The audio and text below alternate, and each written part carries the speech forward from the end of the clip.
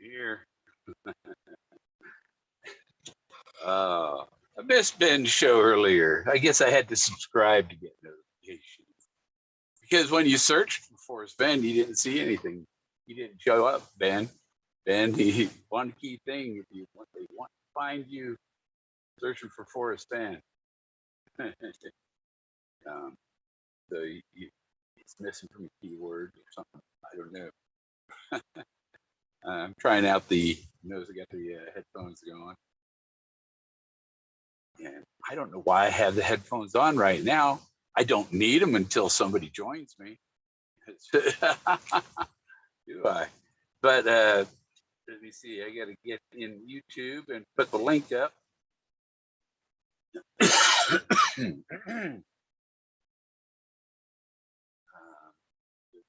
There. Pop out and mute. And back on that page, so I'm not wasting video streaming on the computer, the tethered computer. And let's see, this is bigger because nobody's in the chat yet. Make my view bigger so my chat window is nice and big and easy to read. But 0 200. Okay. Another 0 200. How many messages you can post? So I'm talking to myself, but I know some of you seen this that Amy Seeks video. After the letter she sent me telling me how unacceptable I am and all that bullshit and all the hearsay from other people and no real proof of anything she was claiming against me other than kissing K-Pro's ass to keep me off. K-Pro didn't want me on anybody's thing and was trying to be, my YouTube FenTuber supervisor, until that other bitch came along, and now that issue's gone, and but I got along great with Amy from 2015 when I met her up till last year when she decided she was going to start live streaming and stuff, and I wasn't welcome. Tears my ass.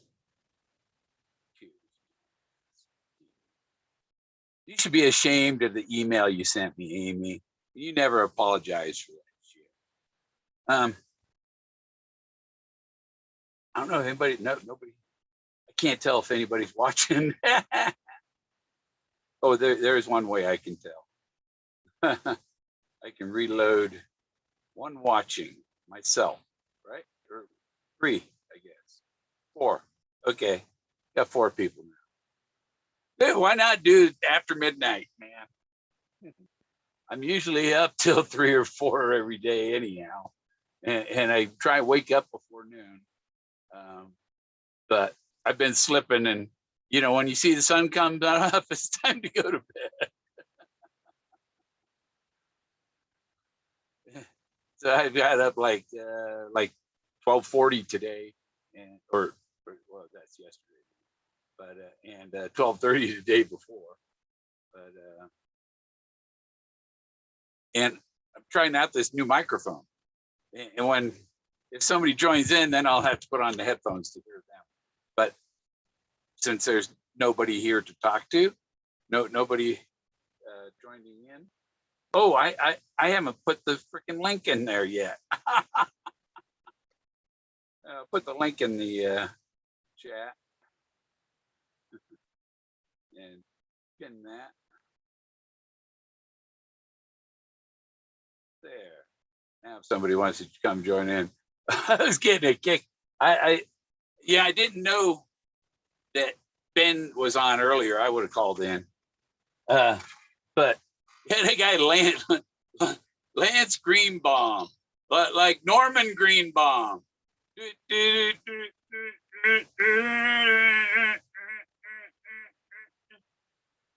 Yeah, spirit in the sky, when I die. I know why he's calling himself Lance Greenbaum. I think Lance may be.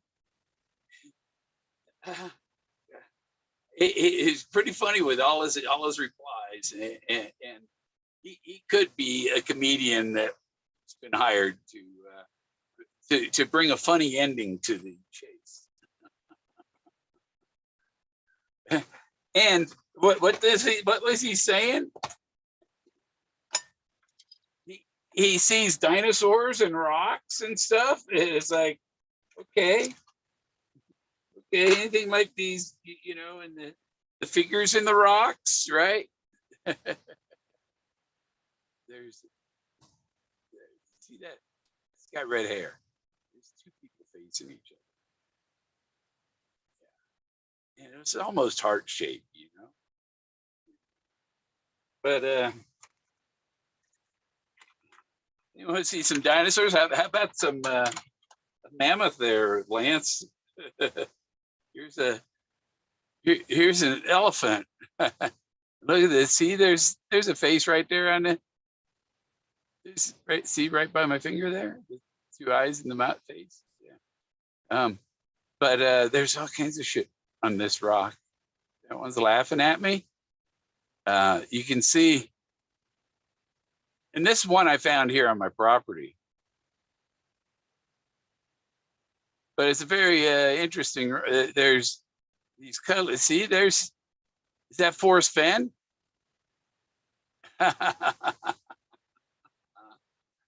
And there's a woman behind him, right?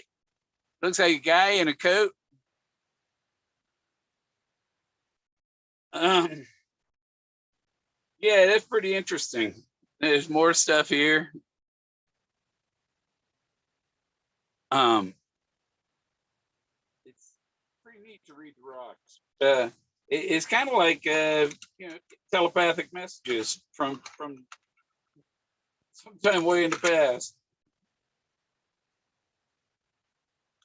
Put these back in here. And I've been putting fixing up my walking stick. Got 2 copper bands on it now, and I have 1 band of rattlesnake skin around it. And I think I have enough to put 2 more bands of rattlesnake skin around it. So I'm gonna alternate copper, rattlesnake, kind of strike going up toward the top of the pole of my walking stick. It's my 6-foot selfie stick. And okay, meanwhile, what I ain't got nobody to talk to. Lance is tornado. Okay.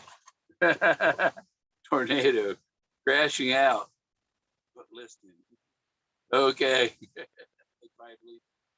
I noticed the first paragraph in Love with Yellowstone. My dad had the summers off because in the school biz. My dad had the summers off being in the school business.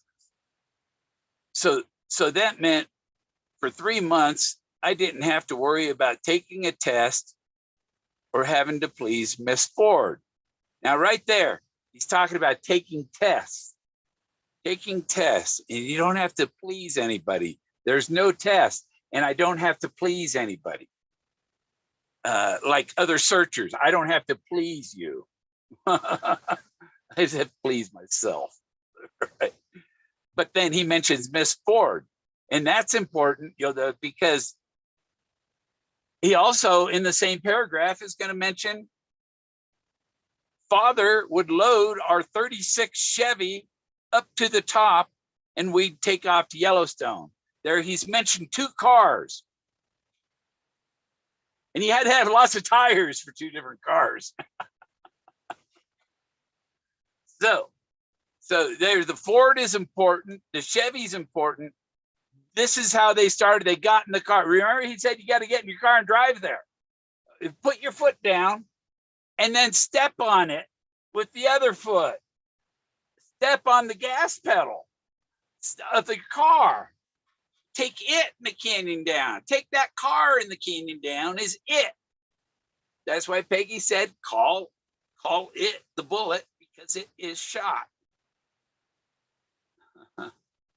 Is this thing up there? I got to refresh to see if anybody else is watching. It's still only 4.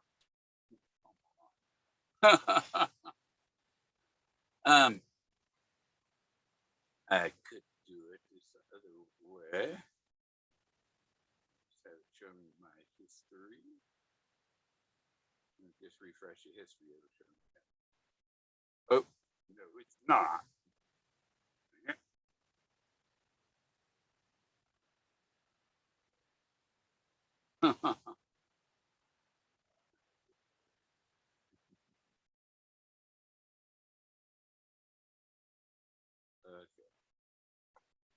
So 5 now. Okay. Is that including me?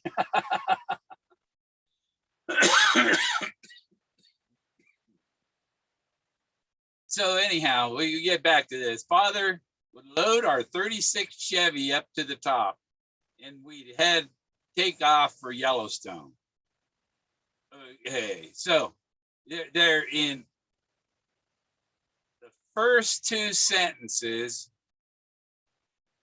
He's got a Ford and a Chevy. That reminds me. I think I got a song. Ford. Yeah.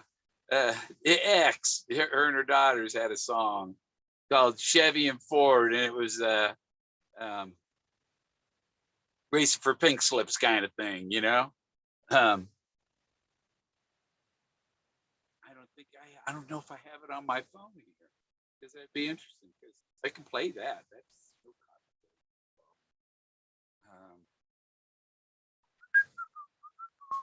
So we got the Ford and the Chevy. The cars are important. Okay. The Buffalo Cowboy car, father sitting on the Model A, father on the Banco. The Model A is the bank, and I have it out in my storage. Y'all know that. No,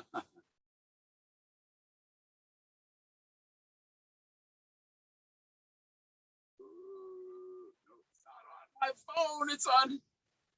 It's on my backup drive up here. I can't get to it. I think it's on there. I think all my music is still backed up. But I can only put so much music on my phone. Yeah, I don't think I have that.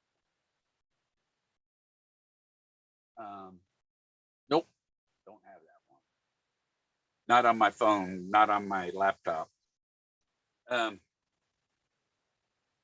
But I could have it on my laptop. Maybe I do. Maybe I do.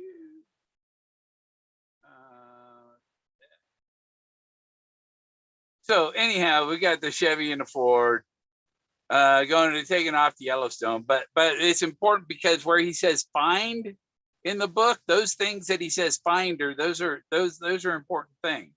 Like find a substitute, find a good looking rock. I got some rocks that you show Lance and see how many dinosaurs you can find, you know. and you know what Forrest said, don't piss off the alligator until you've crossed the river, right? If you come from Santa Fe to the alligator farm up here, you have to cross the river first before you get there.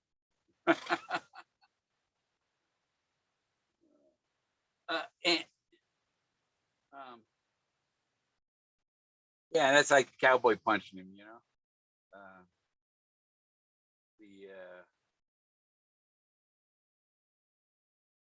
Boy, what happened to all my stuff on my computer? I had more music than that on my computer. Oh, I might have put it on a memory stick. That's such a you know where you have to have things on all these different things. You don't know where the frick your files are. Okay, back to the chat because I can't find back to the chat. Tornado.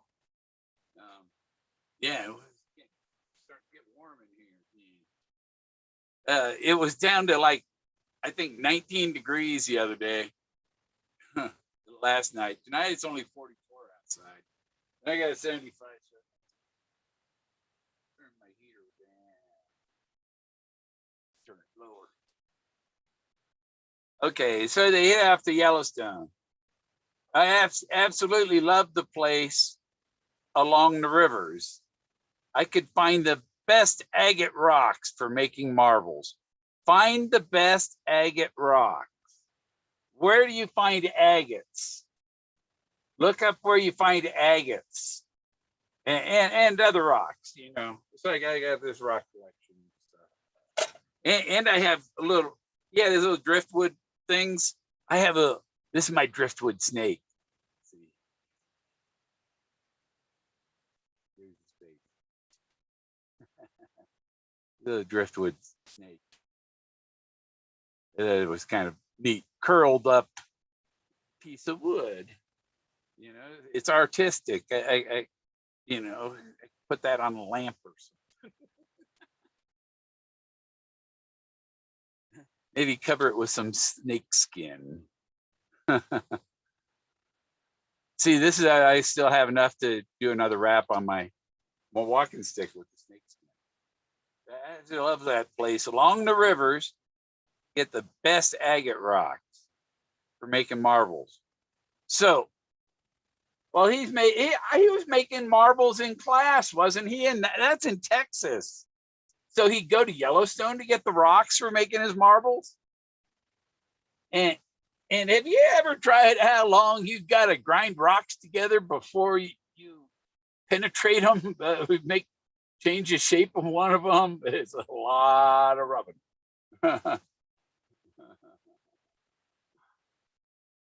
But we'll say he was rubbing rocks. We don't want to say he was rubbing. And then here's the last line, the last sentence of that paragraph is an important one, I think, or one of the important ones. I was thinking about all of those things and even more.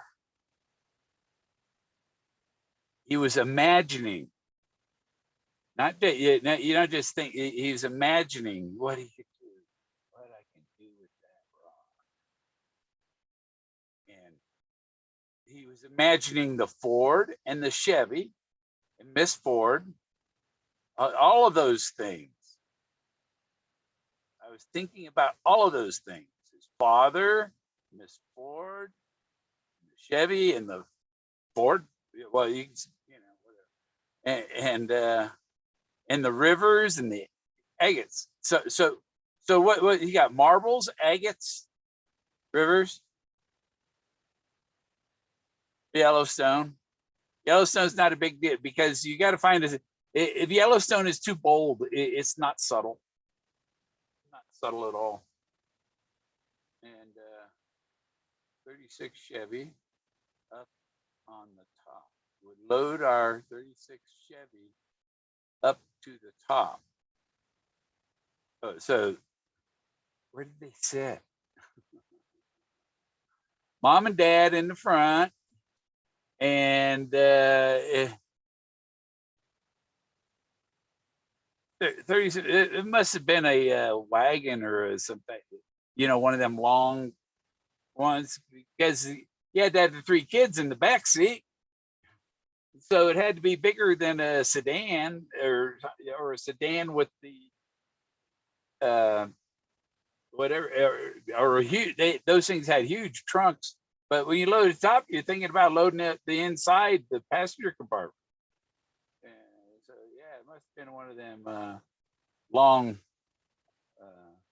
like old stage 36 Chevy. Let's see what one looks like. Nobody's coming in yet.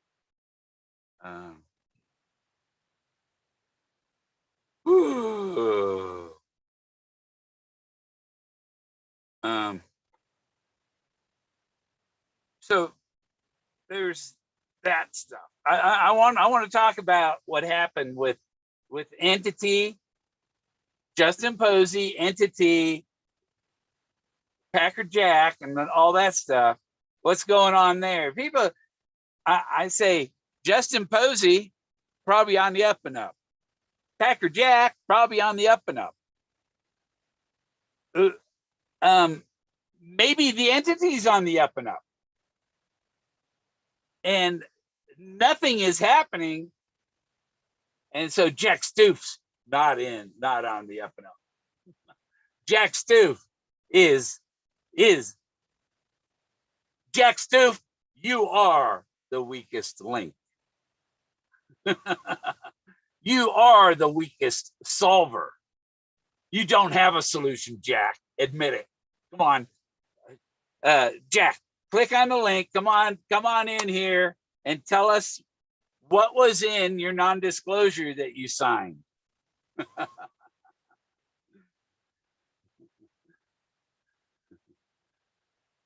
You got to be partners on this, Jack. You got to tell me what the real deal is. Because I know that for you and Barbarisi to be in the blue carpet room, you two had to sign an NDA. Had to. There are things you can't discuss. And I think those pictures were taken, maybe in 2017. I think they were taken maybe in August of 2017. Am I right, Jack?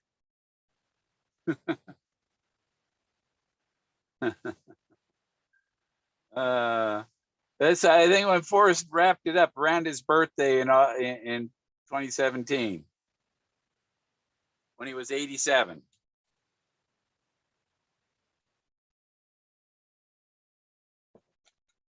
He had to write a book when he was almost 80.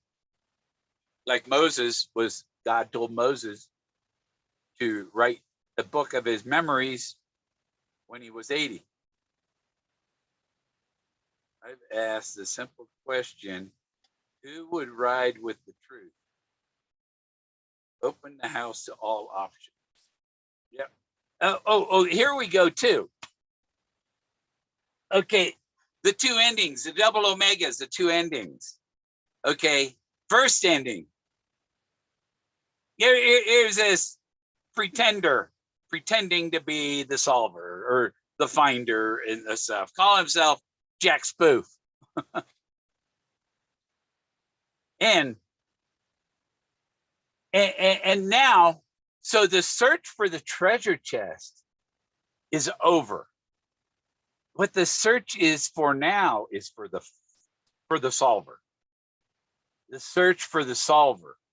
I think when the community realizes who the actual solver is, that the solver will get his treasure. That's when he gets the recognition from the rest of the community for solving it. Oh my God, it was right in front of us all this time. We didn't see it, you know.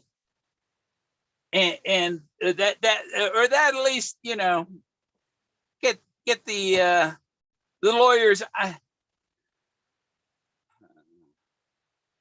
I have Forrest. You I can't blame Forrest. Isn't responsible for all, other than he told them don't say a fucking thing. Don't say nothing until the day I put on here. You don't say nothing. You understand me? If you say anything, then you don't get paid. You know. But how much in retainers for all the lawyers to handle what's happened so far? Even did Forrest leave for, you know, and then lawyers, they're like, well, I spent half an hour on the phone with somebody calling about your treasure chest, and so I'm going to have to bill you for half an hour. But that happened 7 times today. And so the lawyers are like, you know, they got their cow and they're milking it.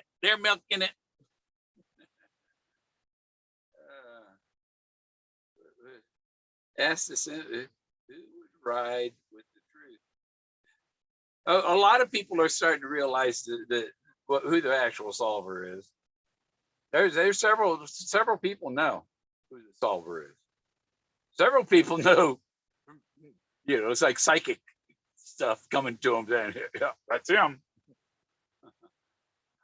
Open the house to all questions. It is. That could be the only brown home to the real door. Jack is far from real. Yeah, we know that. We knew that. Dillard. Denton. Who was that? Denton. Denton was. I know a musician named Denton. What's her first name?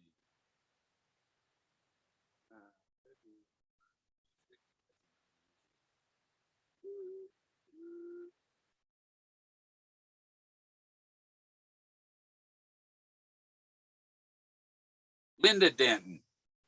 You know Linda Denton?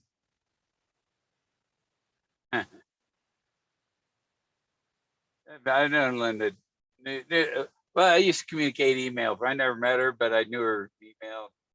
Talked to her. Wow. Bill, only your channel. I have real breaking news. It's the parking next to the west gate. Remember the man parked to get in? Yeah. But the real solution isn't in Yellowstone, Wyoming, Montana, or New Mexico. It's that arch, the road coming up. Once you come up, you could have Warm Waters Halt, can be the New Mexico border, or you come up out of Chama, you come up into Pagosa Hot Springs, the Warm Water Halt's 1,000 feet down. So that, and then you come over Wolf Creek Pass and then back out down on 285, and you've made an omega shape going over the Continental Divide. So the Continental Divide, you're going over the mountain and you're going up around, making another omega. So there's two omegas there too. But here's something about Brown. Brown. Oh, no, I didn't mean to push that button.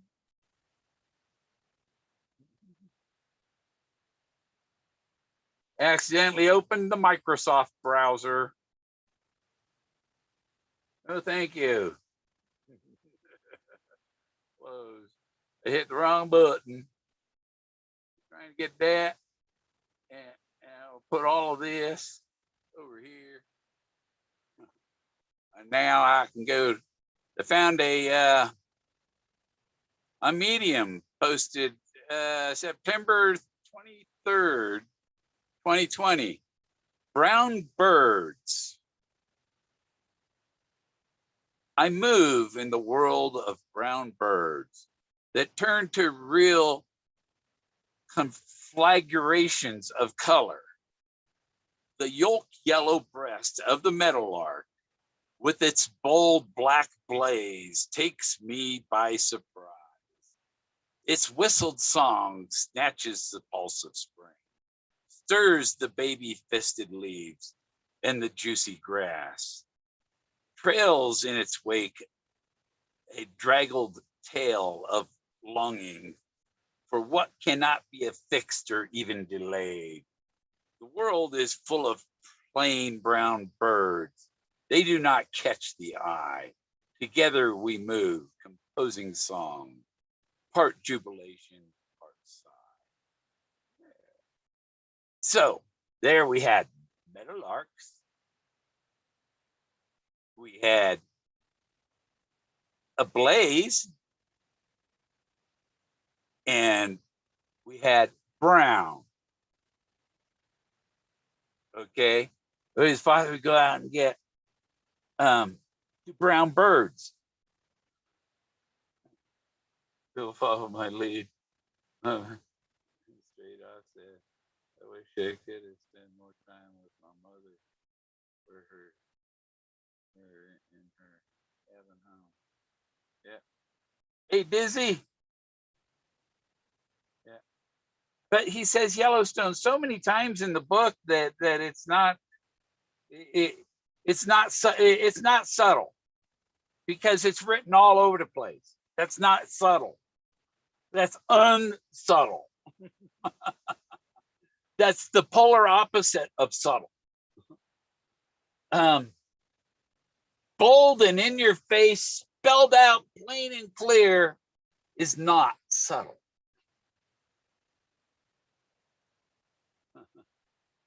Subtle is that gentle curve, or the brown of the bird is subtle. You know, it's kind of brown beige.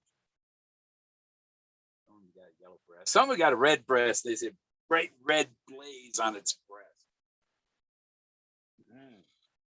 And the robins could see the BBs coming and get out of the way, because they had a blaze on their chest. The robins were smart. And what? And the robins. Why do robins see the bullet coming? Because the song by Marty Robbins, "Old El Paso." He sees their rifles shooting at him, and he feels the bullet go deep in his chest. That's Marty Robbins' song. Marty Robbins, "Bullet deep in my chest. I see the bullet coming. I'm getting out of the way."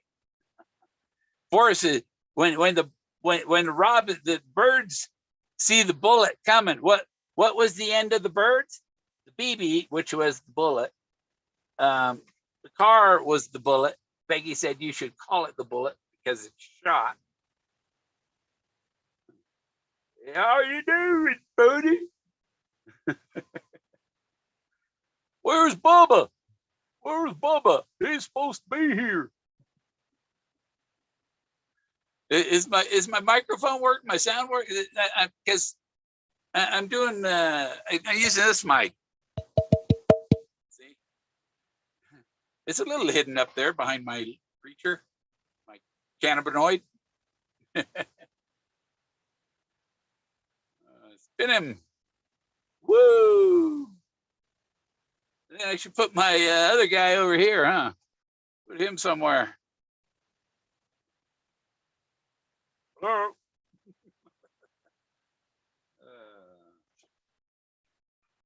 I don't want to put him on top of my teacup. Put him on top of a stack of other things.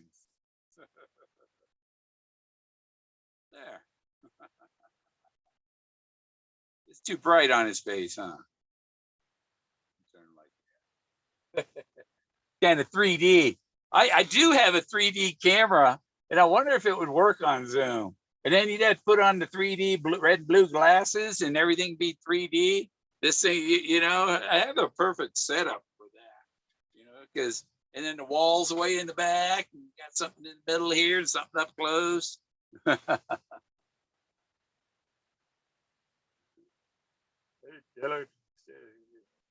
more time with my mother.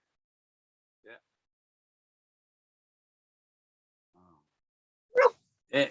What do you want, Jack? Do you want water, huh? You give me a break here.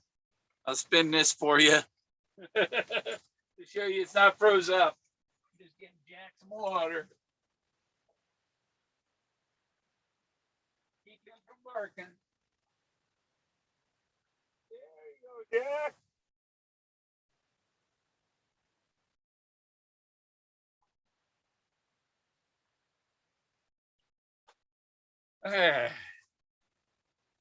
Oh.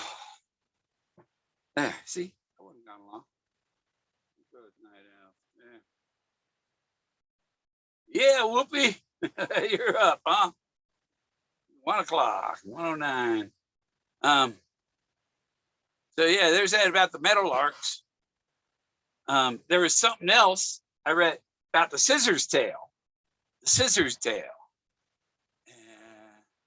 I sent that to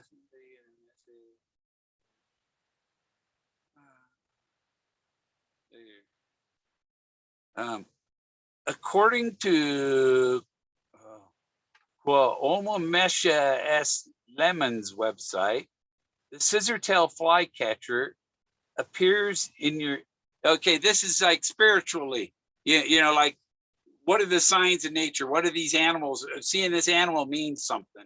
Seeing a scissortail flycatcher means, the scissortail flycatcher appears in your waking life, dreams, visions, synchronicities, or otherwise as a sign to deeply heal or cut ties that are no longer serving you. I went too far. I lost my spot, no longer serving you. Although those around you are showing you their authentic self, this may not serve you. It is time to cut these cords. It is time to feel free and fly. The scissortail flycatcher is a sign that something has to come to an end in your life. Usually, this speaks of and resonates with an ending that has been necessary for quite some time. 10 years.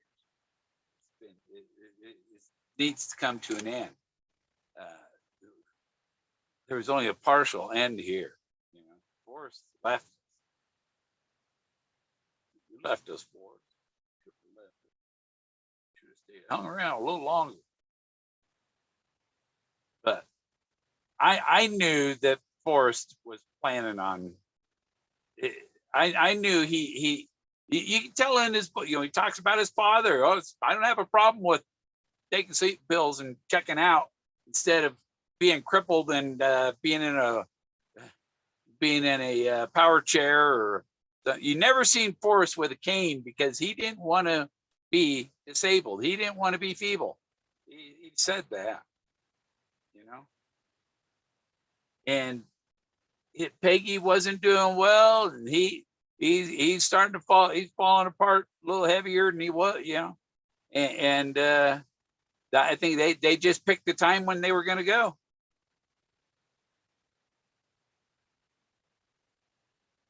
With the right minds, that give you just a bit closer. I was going to ask if I could chop some of the tree stumps. Forrest Fenn was a woodsman.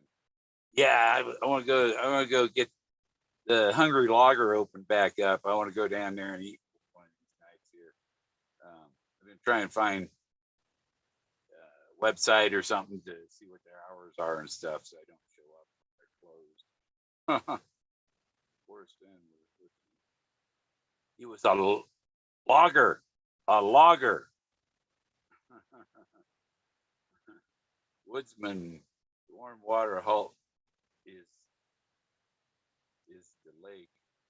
You take the canyon down, start uphill, drain off. When he says take it in the canyon down, well, if you get in the car, no matter if you're going downhill, uphill, north, south, east, or west, you're still going down the road. When you're going forward, you're going down the road. That's all down means there.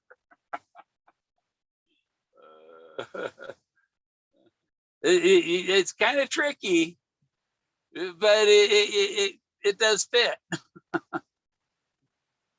Put your foot down and then step on it. Yeah. No river, only a frozen creek. Yeah, yeah. In winter, yeah. But you know, if you're designing a treasure hunt, maybe you should hide your treasure in the Everglades. Then nobody's gonna freeze to death. You might get swallowed by a Burmese python.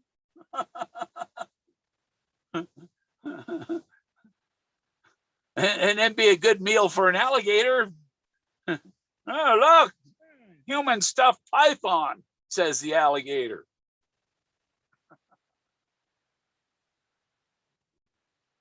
The logger.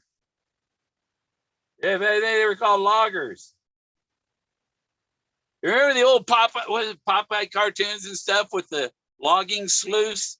And he's running around the logs and going over to the logs, and the logs are on chains, and you know, and the saws are, and they're just barely missing all these blades. And I'll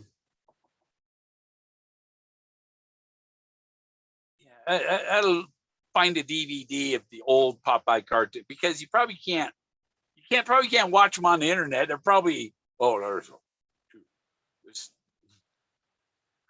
you know, too many too many innuendos in there that aren't allowed on internet today. No river, only a frozen creek here in season. Yeah. I got a picture of the.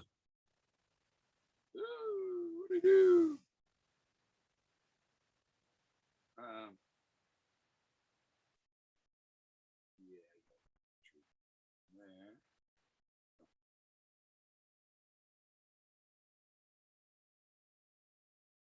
I hope somebody doesn't see me on YouTube and decide to call me on Messenger and screw up the audio. Well, so far it's hard to screw up just this, because I'm not. Nobody's. If somebody comes in, I'll need my headphones.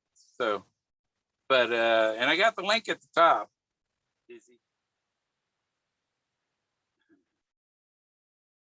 I haven't been inside the White. I've been to the White. I was there in 1972. And I was there, I think it was 2004 or 2000, 2004. I went by there and I got it said no pictures, but I got a picture of me in front of the, you know, the metal, the iron fence out in front. And then I took Photoshop and I moved the fence to so that I was on the other side of the fence. I copied the bars from above and put them down below, covering me, so it looked like I was behind the fence. Yeah. And been to a few of the Smithsonian's. You know, I've been there twice, and I've only seen a very small part of it. There's you can spend months there. You know, there's so much to see there. But that place in New York City has a big target on it for terrorists. And I don't want to be in either of them when something happens there. And we know the terrorists are the banks that you deposit your paycheck. Texas weather. Yeah. I spent that winter, 2016, in Corpus Christi, and lost a big, like 8-foot by 8-foot section of my roof off my RV, blew off in the wind while I was under the JFK bridge, because you can camp overnight on it. Well, you were able to then. They come put big old sticky sticker on my door, and I have to use stuff to get the freaking, you know. No, you gotta go with it. It's like, yeah, but you don't have to put this big nasty sticker on. Should have hired somebody to remove it and then sued them for it. I gotta let Jack once out now. What? No, what do you want? See.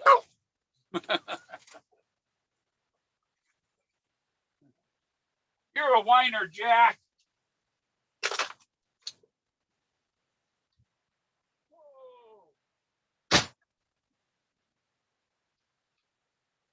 Open the door. The wind about took the door.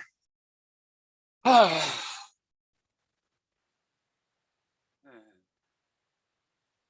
weather sucks. I've driven by it a million times. I think I'll stop in Monday. Oh, the what's that? The Corpus Christi. I camped out there, Padre Island, at the National Seashore on the intercoastal side. There's a place where you take your RV out on the beach. I don't have $300 laying around to have a tow truck pull me out.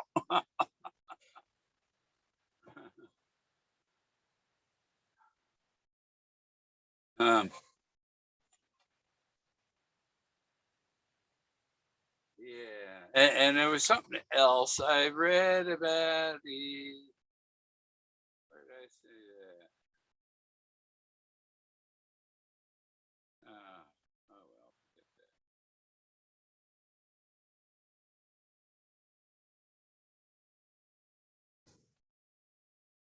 forget that. I've been pricing what it costs to get the materials to do my own well.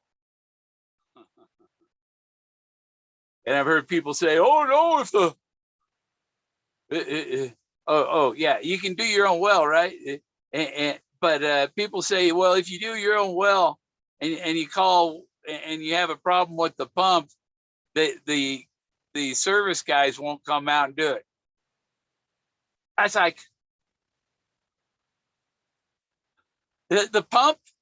The pump is you got your wire and your water hose, 1.5 inch water hose going down to it, down to the pump, and you just pull that stuff. It's just sitting on the bottom. You pull it all up. You have somebody pull the thing back, and keep the thing straight. And you pull the thing out of there. You change your freaking pump or whatever. You put the new one in. There ain't nothing to it. Those guys make easy money. You can buy the freaking pump for $110.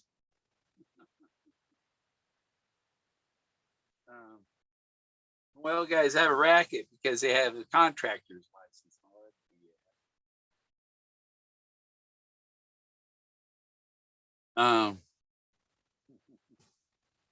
What else was I? What was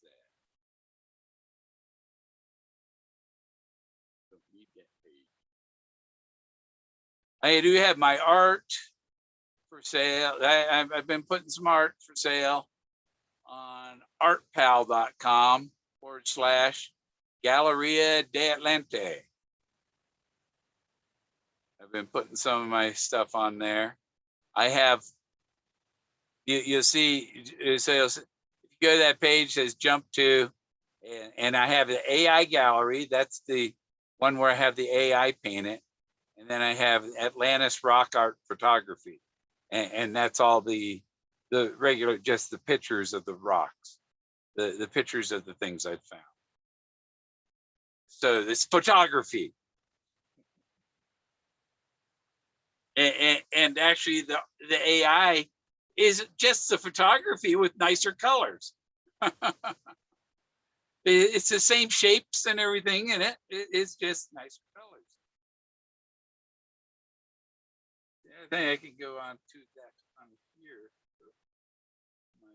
I can show you the page. How it looks on the phone.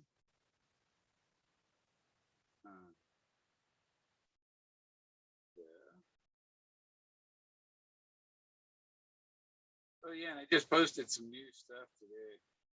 Here, I'll show you some of this new stuff I posted. Knock over my mini me.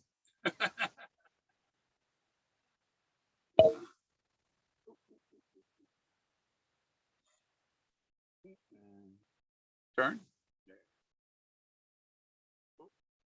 Bang, bang. Oh. I'm trying to expand it.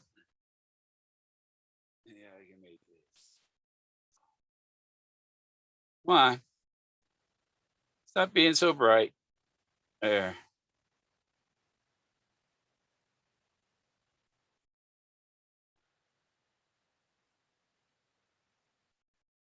And so I cut the shapes, the two different shape things out of the rock, and I put it over the top of a picture I took of the comet that we had.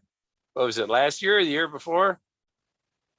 I took a picture. That's a picture I took of that comet. So I put it on top of there. But you can see that, these are the shapes in the rock. There are groups of people. This one, I was going to, if I did it, it was going to be called the ballet, because it's like two people dancing. She's got her knee bent and foot over, and he's got her in his arms, and, and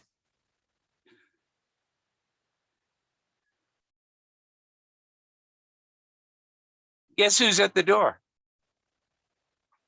Guess who's at the door? 5 minutes. 5 minutes outside, then back in, and then he's in for 10 minutes, and he got to go out again, in, out, in, out.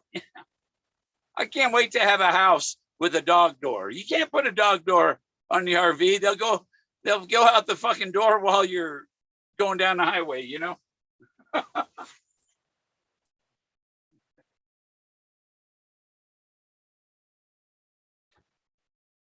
on. Nope. Stay in. Not letting you out again. Oh. So here's another one.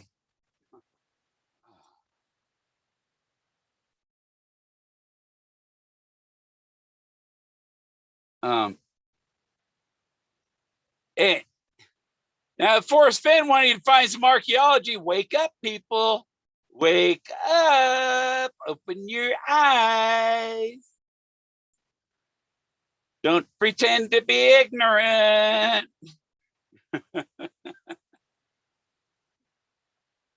Landslide on the edge is a rainbow. Lonesome Hearst.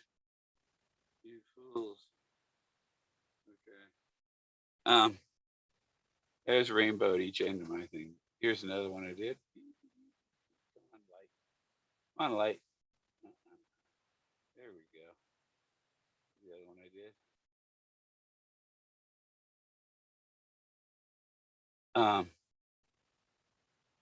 Yeah, look.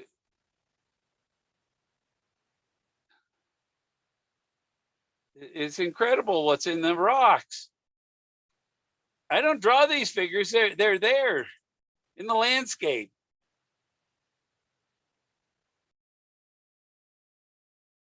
That's why I liked it when Lance said that he looks at shapes in rocks.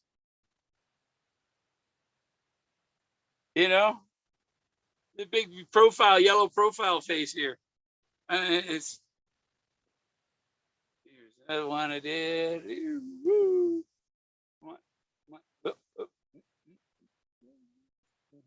Da, da, da. It's magic.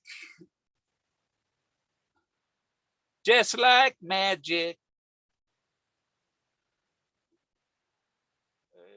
The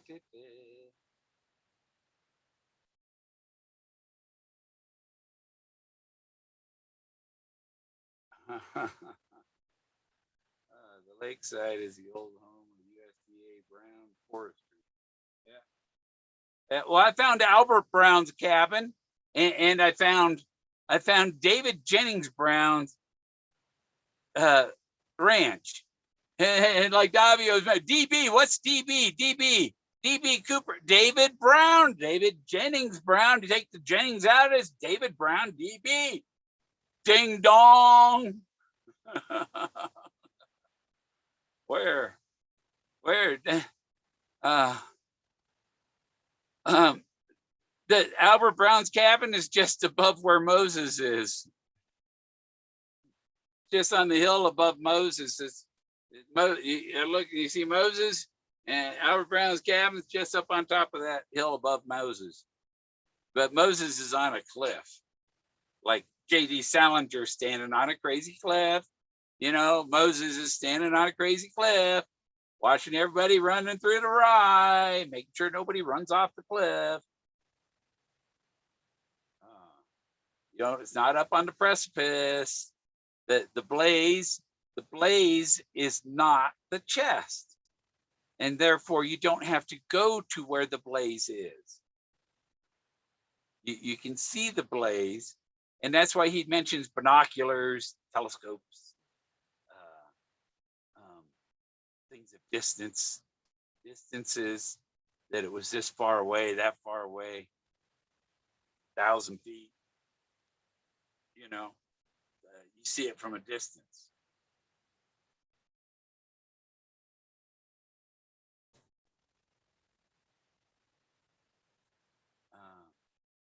The last key. Oh, well, you know, the rusty key. The rusty key was the rusty Ford Model A. That was the rusty key. Ford is a word, a word that's key, and A is a word that's key. A is a letter, yes, but when it's alone, it's a word. When A stands there alone, it's a word. How many letters are also words? A, I, U isn't, because you got to add 2 more to it to make it a word. E isn't a word. Why? You got to add 2 more letters to it. So A and I are the only 2 letters that can be a word also. And the rusty key, the Model A Ford was the key. The key was rusted. The Model A Ford was rusted. So you can't shit on that. Can't. You can't say, oh, but it's not in Yellowstone. It wasn't in Yellowstone. Forrest would have gotten in trouble if he put it in Yellowstone, and the person that took it would have gotten in trouble for taking it. It's not in Yellowstone. But Forrest said there were lots of problems with this chase, right? And those problems are still working out. But I still believe, I have faith that Forrest, his best intentions were to give it to the person he said. But he's out of the way, and he gave other people powers that he maybe shouldn't have given them. Or maybe he did give them to the right, you know, we don't know, because we're all in the dark. Jack Stoof doesn't know anything either. He's a fake finder. He took that $10,000 prize fraudulent. He can't take money from any of these people offering to buy the chest, because he doesn't own it. That's why there's not going to be a deal or an auction. I heard him say people have called down to Heritage Auctions, and Heritage Auctions knows nothing about it.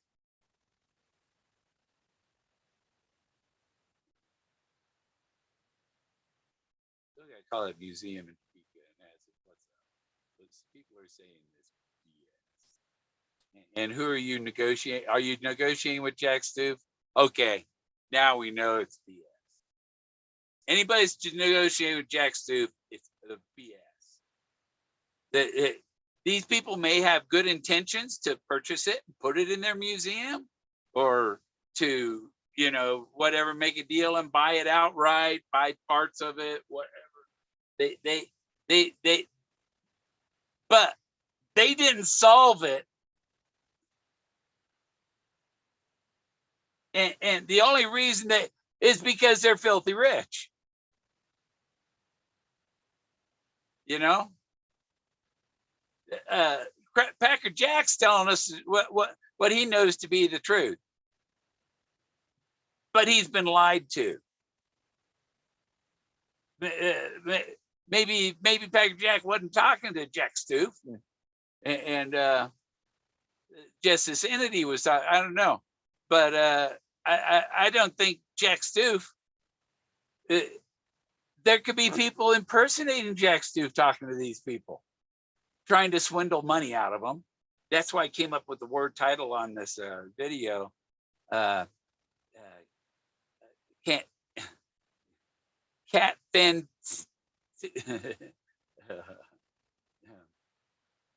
Oh, Catfenntity.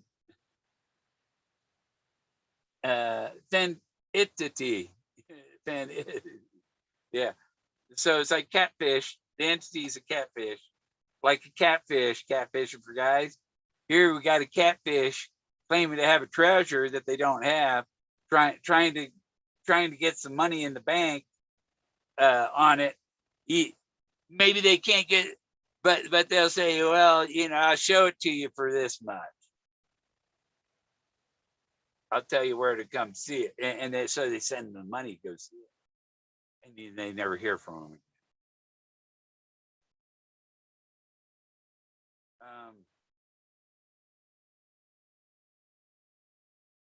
No, a little bit.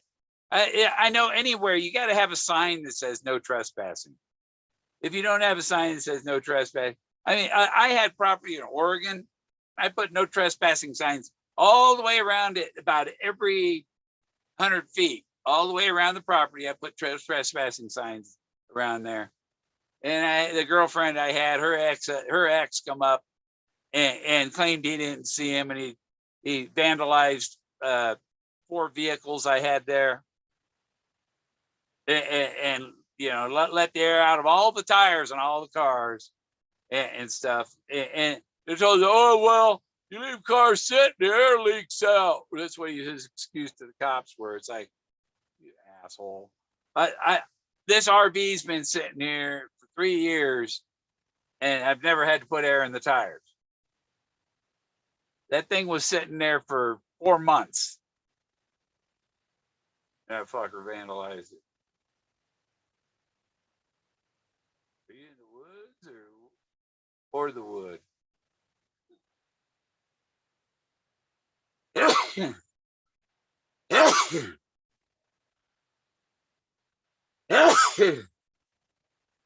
Wood is it's a word. Wood is a word. And that word wood is cut out of the forest when you look on Google Earth. WOOD. Boom. And the Buffalo Cowboy car was in the D. He prayed for D's. It was in the D. Skippy's helicopter contraption and the ZPU gun were in the big W. There was a big W and then little O's, like big G, little O, big W, little O's, and D. And the Buffalo Cowboy car was in the D. And to get there, I had to walk across a creek that was probably 12 feet across, and my socks were higher than the water, So, but that's in August. If you go in spring, it's spring runoff, that water's a lot higher, or wash you away.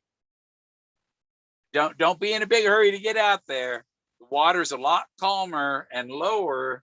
So if it was in the water, you're not going to see it through 3 feet of water. You go out there when it's 6 inches deep, and you're going to see everything. Wait for the spring runoff to end. Colorado does not require trespassing. Crime being a private property without permission. Like a natural spring. Yeah. It'll leak like a natural spring. Sure will. It fits some dirt. Even where I was, there we go. Now I gotta go up here. Because got somebody in here so I can hear the ghost. I'm listening.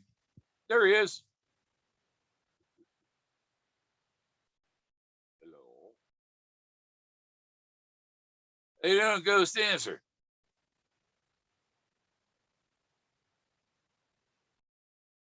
He's signing on.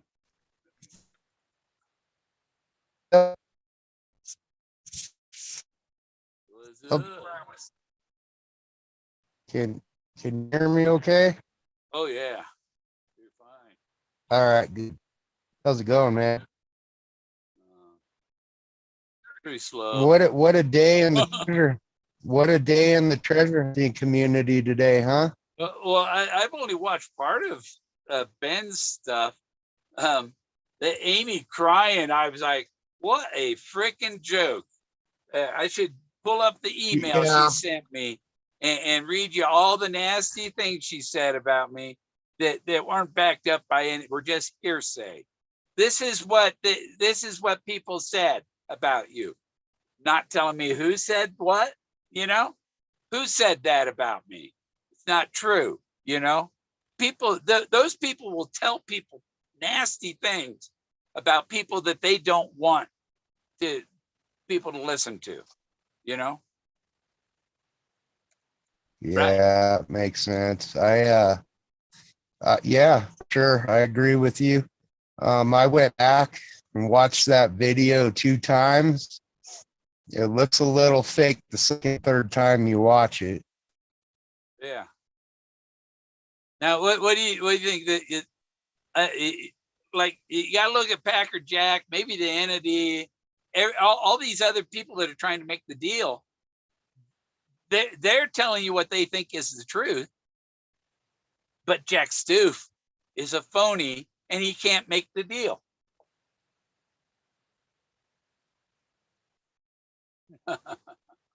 Yeah, some pretty crazy stuff. But I expect it, I just got to take Forrest's words for it and give him the benefit of the doubt that he was talking the complete truth. Oh yeah, I take Forrest's word for it, but there's nobody else you can trust. It's like Indiana Jones, don't trust anybody, Yeah, it's like how do we even know Jack really has the chest? I mean, he just comes out after the fact, and we don't have proof those are pictures of Stu. Right. Yeah. They look a little like somebody else I've spotted, but I'm not going to say anything.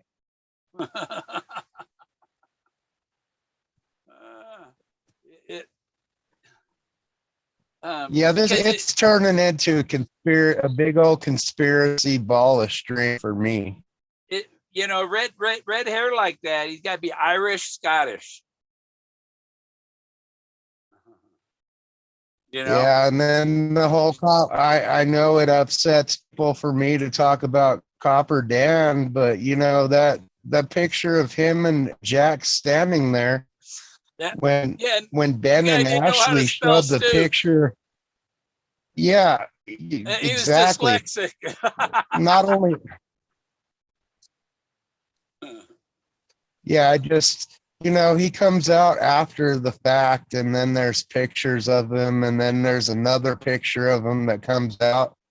The pictures that Ben and Ashley showed on their show today, that guy's short, man. He's not, the guy that was in Copper Dan's picture was he looked like he was over 6 feet tall.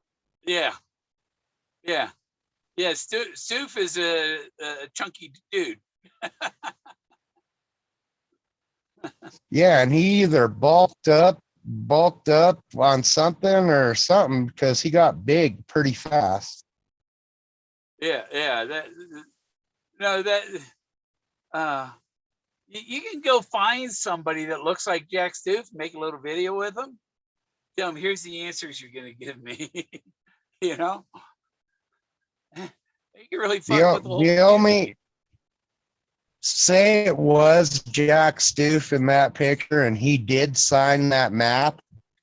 He had to be drunk or something because my 5-year-old granddaughter has better penmanship than that.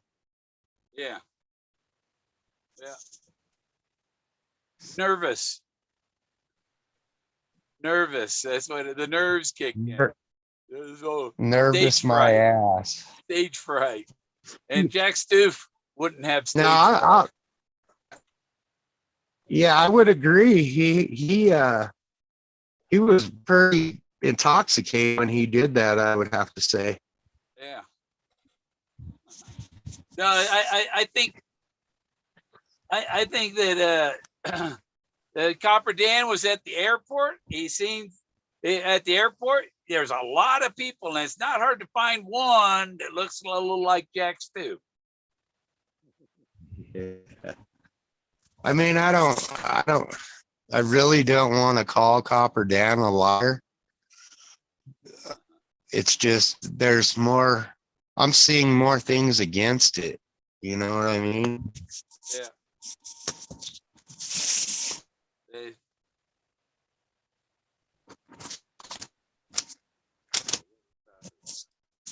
What are we talking about? Yeah, I could just. Oh, we're talking about the right now. We're talking about the Copper Dan, the fake Jack Stoof, because Jack Stoof is a fake, and that guy was a fake. You got a fake pretending to be a fake.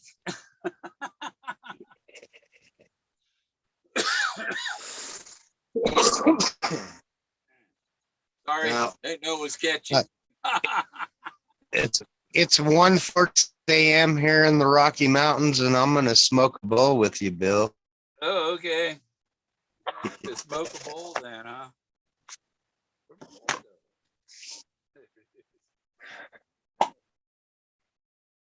I want a fresh On tonight's menu, it's gelato cake.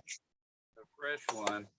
And this is the good stuff that my that I just got from neighbor. Grown this year. I tell you what, the snow hasn't been staying up on the Sangretti crystals for very long. No. Hey, We had 2 days of sun and everything's. We had 2 days of sun and everything's melted up there now. Yeah. Are you up here in Colorado or down in New Mexico? Yeah, over in Trinidad, Colorado, Bill. Oh shit! I went to Trinidad 10 days ago. Well, I wish you would have Facebooked me. You got me. My name's Che, and you have me on your friends list. You should have sent me a message. Oh, okay. Yeah. See? Yeah, I run a couple of pages. I run the Ghost Dancer radio thing, obviously, and then I have Shots Canine Treasure Hunter, and then my regular real profile. Yeah. Yeah. You know why they call James Bond 007? Why is that? Same reason they call me 009.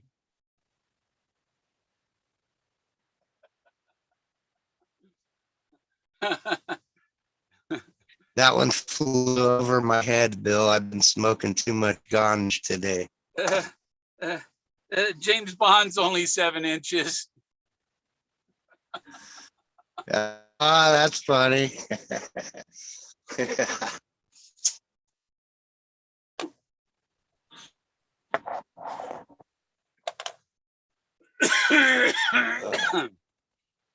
Yeah, and it's about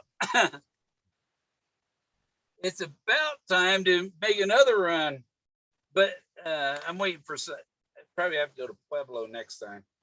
I got to pick up my parrot on the 3rd in Aguilar. Yeah, you said he was in Mr. Hoffman's taxidermy shop. Yeah. Oh, yeah, I tried to get a job there working for him. I think she's one always calls, his wife. Yeah. One does all the business. I think her name's Michelle. Yeah. Where'd it go? Where'd they go? Oh no! Oh, that's where they went. Yeah, they do really good work. They do really good work, though, Bill. There's no doubt, and they did a good job for you. Yeah. Oh with that parrot. Yeah, I just ordered a Bluetooth speaker because I've got a thing, a plexiglass case that I got to assemble that I'm gonna have him in, and I have his perch. This is his perch, a piece of manzanita, you know, that'll go across the thing, and he'll be sitting on the perch. Oh yeah, that's pretty cool. But I have videos and audios of him talking and stuff, and so I'm gonna put my SD card in the Bluetooth speaker, and so you can turn it on and hit play, and it'll talk. You know, you can hear him talk. But that's cool. I can't wait till you get him back. I thought it'd been really cool. What would have been really good is if they could have put a Bluetooth speaker inside him, except when it stops working, it's like, that sucks. So you're better off just have one next to him, you know? Yeah. But if his bottom jaw, if his jaw was like, you know, with the sound of the Bluetooth speaker, yeah, can make him talk, you know? I actually used to watch you, Bill, when he was still around. Yeah. Yeah, I've had him on a few YouTubes. Yeah, I'm supposed to get him about the 3rd of next month. They said 2 or 3 weeks, and the 3rd of next month is the 3 weeks. So I might have. Yeah, I saw that. I saw that post about your the chair that you ordered, and they sent you a key ring instead. Yeah, it's not. There's no way to put a key on it. It's just a solid ring. It's just. It's like a piece of scrap metal. That's crazy. Yeah, someone didn't speak English or something and messed your order up. Oh no. You see on Facebook the ad for the gaming chair for $29. Yeah, that's what I'm talking about. Yeah. That's what it was. That's what it was. It's like, you know, you're not getting that $170 chair for $29, but I'm protected by PayPal. So let's see if I do get it. Okay, but I didn't get it. So PayPal's reversing the charges. What is the ring for anyway? Is it just like jewelry or something? Yeah, I guess jewelry. It's like, that's what the like package said. A mini, like a mini cock ring or something for somebody is what it looked like. Oh man, go away, man! Ow!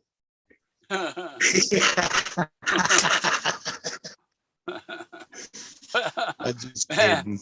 No way. That's what I thought it was the first time. I'm like, what the hell is that? It'd have to be a baby penis.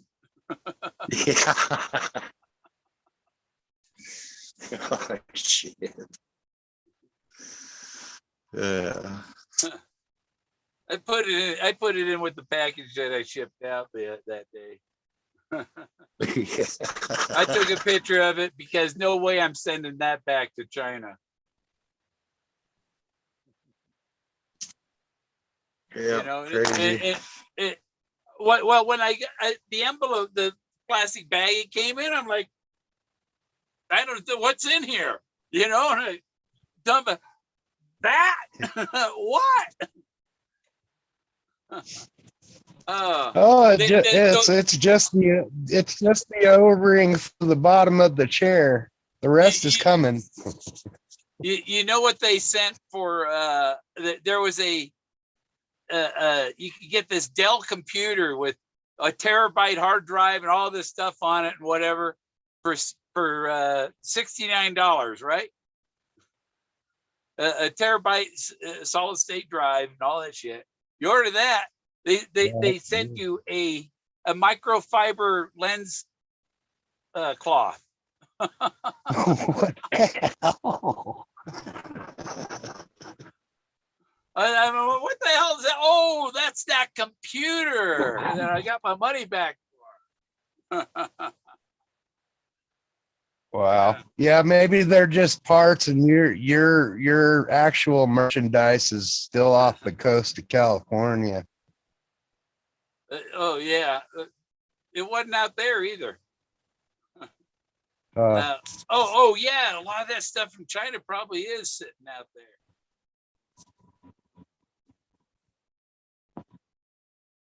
yep. Yeah, there's 100 ships out there that are having problems getting into the port of entry because they don't have any employees. Yeah. Catch you later, Whoopi. I'll be out there the next week.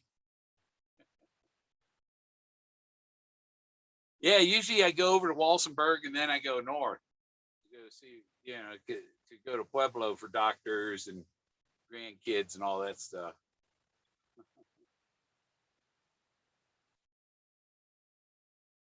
My kid is up there.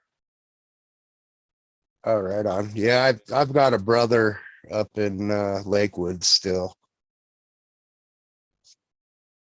I used to live in that area too. I'm kind of from Golden, Colorado, and I got a brother over in Lakewood. I grew up in the Denver area. I'm actually from Evergreen. Little Evergreen, Bear. Colorado. Yeah. Little Bear. Yes, I spent my 21st birthday at the Little Bear. I was there. I was there with a girlfriend, and some other girl was asking me for my underwear. Yeah, she wanted to hang it up from the chandeliers. That's where everyone's underwear goes. If you walk in there and look up at all the chandeliers. It used to be just bras all the way around the Yeah, stage and stuff. I was up yeah, on this. exactly.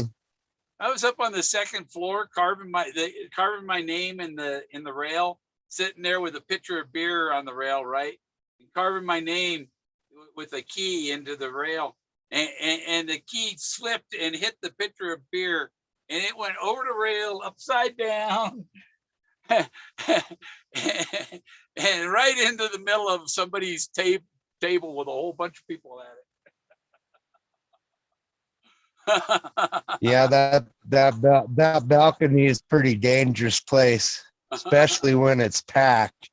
Yeah. Yeah, they should have a net to catch the pitcher at least, so that they only spill the beer and don't drop a pitcher on someone. Yeah, that's Yeah, okay though. I'm open for beer getting spilled on me. I have a good lawyer. over there on I-70 at the top of that exit at the top of the grade. Yeah, Genesee. We're No, the other one, the Buffy. one that goes down to Idaho Springs. Oh yeah, Going toward Idaho Springs, yeah, that steep hill. You know the frontage road, yeah. I-40 there, I do. or Highway 40 going down parallel there. Yep, If you're yep. going down the hill, I was Yeah, like, that, I lived at the first place on the right for about 6 are months. you talking about Berthoud? No, Talking about no, Berthoud Pass?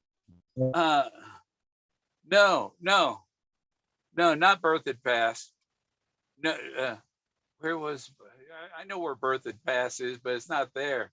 It's It's like if considered you're evergreen. going. It's, It's considered evergreen. It's before you get oh, down. okay. It goes down to Highway 6 in Clear Creek. That steep grade. Yeah, Yeah. yeah. I know exactly what you're talking about.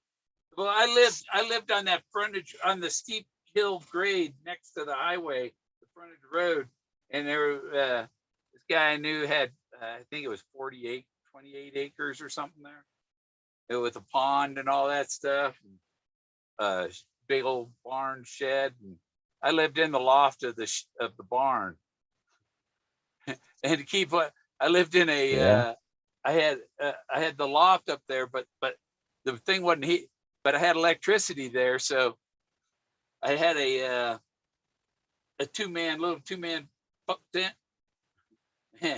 And in the winter, I'd zip it up, and I had a hair dryer hanging from the ceiling. And when it got cold, I'd turn on the hair dryer until it warmed up and then turn it off. Hey, You that gotta works. heat a tent. Hair dryer worked great for heating a tent. So I had the tent in there with Interesting. blankets Yeah. over the top, insulating it and shit. Just keep warm through. Wow. Yeah. My first year searching for indulgence, I stayed a whole year in my Forerunner. Yeah. Oh yeah, we used to go to Berthoud Pass, and we'd ski down to the last switchback before Winter Park and hitchhike back up. And sometimes you get 10 runs in a day. You know? Yeah. I love that area right in through there. Yeah.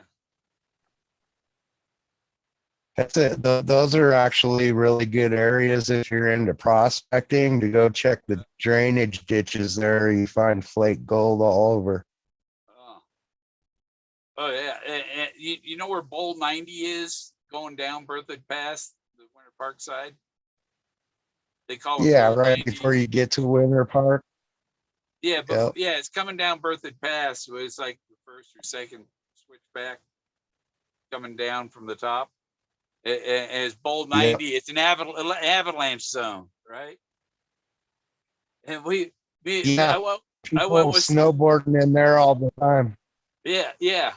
And I went with some friends to the spring thing where they ride the bicycles down the hill at Winter Park and stuff, you know.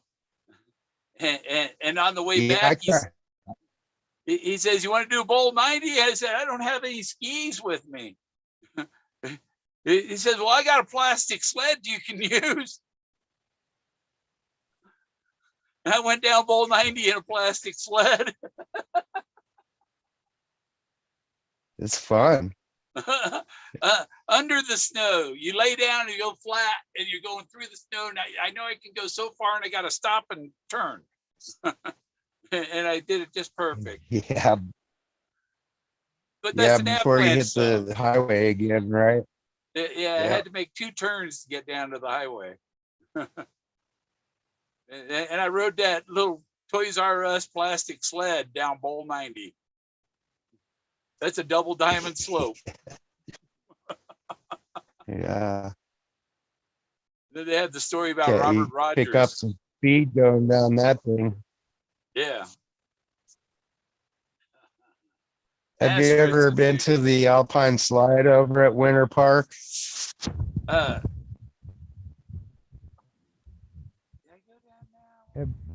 think I went down the one.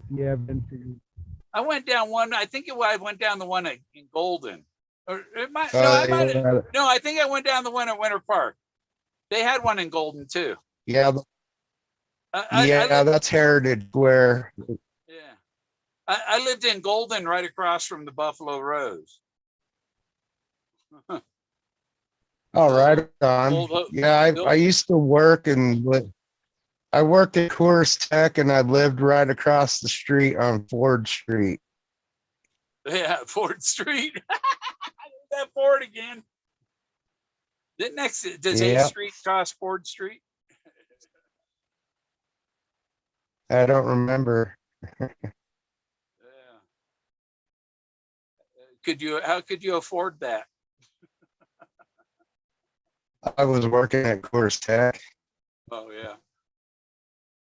Making body armor for the UAV troop transports that were stationed in Afghanistan, and I also made body armor. All out of ceramics.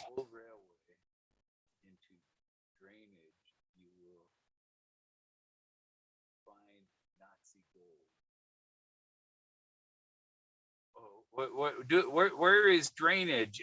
Do an old railroad into drainage, and you'll find Nazi gold. I did the Alpine Slide at Winter Park one year and got road rash down one complete side of my body. Wow. Yeah, you when you do those things, you want to be covered and your skin protected. Yeah, you want to use the brakes too. I can do this without brakes. That's what I thought. I saw a thing about some place where these teenagers had hopped over the fence where there was a luge track, and they had a plastic sled that wasn't going too good on it, but so they did. I can't remember what they did, but they got it going right. Oh, they put more people in it to go fast, and so they had a bunch of fun one night, and they went back the next week, do it again, but that time they were doing some maintenance, and there was a rope across the track, and they came down and decapitated the first guy in the sled, but there were two more Oh, sleds behind him. damn. Yeah, screwed up the guys in the second Wow. sled, and the same guy got decapitated in the first sled. His twin brother was in the third sled and got decapitated. Holy moly. That tells you about fucking around and climbing over trespassing and shit. And before you do something like Yeah, that, you want to really. check the route first. It's like Exactly. Yeah. if someone says, here's a gun, it has blanks in it, go ahead and fire it at him. You go, hang on a minute. That's not a blank, you fucker. Yeah, exactly. You know? Don't take someone else's word Don't take for it. someone's Double word check that it. it's not loaded. Yeah, don't take their word for it. Yeah. Straight up. Everyone needs Good times. yeah. Or you mean interdiction?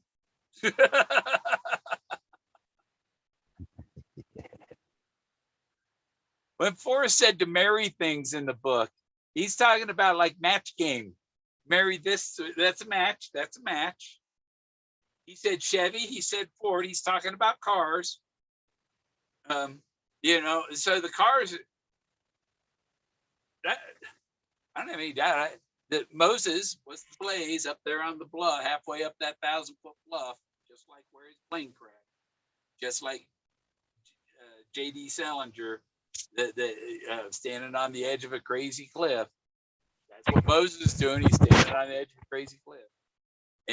And the Buffalo Cowboy car in the D-shaped meadow, it's a Model A with a bullet hole in it. Bullet hole resembles it marries to the mildew hat with a bullet hole in it.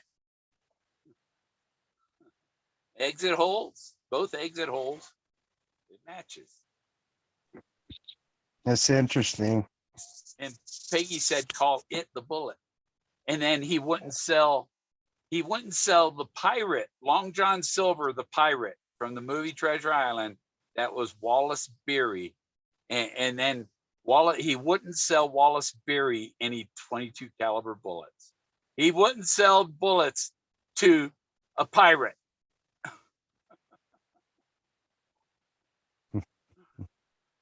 The bullets are what is important. Shooting the meadowlarks. BBs are bullets. Robbins could see them coming. And then Marty Robbins sings, this is where you go 6 degrees of separation. I wonder, a robin sees a bullet coming. Marty Robbins does a song, El Paso, when I feel the bullet go deep in my chest. And then that's pretty deep. But like Kevin Bacon, I gotta title one of my videos, put Kevin Bacon's name in it, right? Because I credit him partly because I used 6 degrees of separation to do what I did, to get where I went, to find these things, you know? Because there's so much, so like the cowboy punching Forrest, that's Cowboy Luttrell punching Jack Dempsey, 1941. You know, I bet you that was the first day Forrest decided not to trust very many humans. Could you imagine that? You walk up to somebody greeting them and they just punch you in the face. Uh-huh. Yeah. Oh yeah. And that's like the scissor That was tail. a rude awakening. That's That like was the a scissor rude tail. awakening for Forrest. Yeah. Showed them how people really were. Yeah. Oh, this Bluetooth speaker I ordered to put with Togo, you can get them with different colored lights, and the cheapest one was the one that was black. But when you look at it, it's like, oh, it's purple. That's black light black. and and supposedly, if you put a black light on an African gray, there's all kinds of stuff, patterns on them that you don't see. Nice. Yeah. Yeah, I can relate to Forrest's cowboy story though, because when I was younger, I used to ride my bike down on the Cherry Creek path. There's a sidewalk along Cherry Creek, Yeah. Through and Denver. I was riding my bike down there with a friend one day, and some kids were coming the opposite way on their bikes, and one of them stuck their hand out and punched me in the face as I was riding by. So I can relate to Forrest's cowboy story about getting punched. Yeah. Uh, yeah. It makes you want to get on back on your bike and go chase him and club him over the head with a hammer, doesn't it? Oh yeah, well I started picking up rocks and chucking them at him as hard as I could, yelling the whole time. They didn't stick around very long when I started throwing rocks. Yeah. You didn't know who they were, huh? No, had no idea. And they were older. They were a lot older than us. Punks. Yeah. Yeah, I have a picture from Yeah. 6th grade That with was one of my lessons. That was one of my lessons, riding my bike on Cherry Creek. yeah, people learn not to pick fights with me. Yeah, I I didn't wouldn't go pick picking a a fight, fight with you. but if You're too big. somebody picked a fight with me, it was like, we went to the little Indy car, racetrack thing where you drive this little mini Indy car thing, go kart around this track, Yeah. and we were all finished racing and we're back at my car to head home. I was there with my brother and Leroy Brown, right? Big bad Leroy Was Brown. that by chance? Was that Huh? Malibu Speedway by chance? Was it Malibu Speedway where you did that by Yeah, chance? it could have been. It was in Milpitas, I think. Oh, okay. Yeah, San there was Jose. one that Malibu was in Denver. No, They had no. a little track Well, like I that. think they had them all over the place, I guess. But so anyhow, we got back. I'm driving, of course, it's my car, right? And then my brother went to and his Leroy Brown, Lee Brown, he started picking a fight with my brother, and he hit my brother. And I go, no, you don't hit my brother. Pow! I punched him. He flew across the parking space and landed on the trunk of the car on the other side of that space. And he rode in the back seat.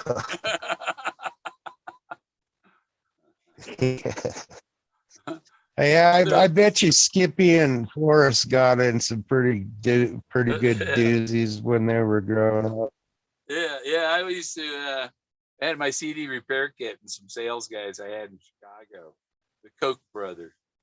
It's not Koch brothers, Skog brothers, Skog, and we were on the I flew out there to be on the Danny Myers show. With no, it was Danny Bonaducci and Gary Myers. It was Gary Myers show in Chicago. It was like 2004 or 5. I think it was 2004. I went out there. It was on the Gary Myers show, No, it wasn't 2000. It was 94, 1994. I was in the John Hancock building up on the 90-something floor, and I had the CD repair kit, and they had taken a fishing knife to a CD and scratched it, Van Halen CD, and they challenged me to fix it so to play again. And I brought my CD repair kit, and because I knew they took a fishing knife to it, I brought sandpaper with me, and I sanded out the scratch and then polished it, and the CD played again. Wow. But these two guys, these two brothers, we get back to their house and they're swinging golf clubs at each other. Yeah. You invite somebody to come visit you and you fight with your brother with golf clubs?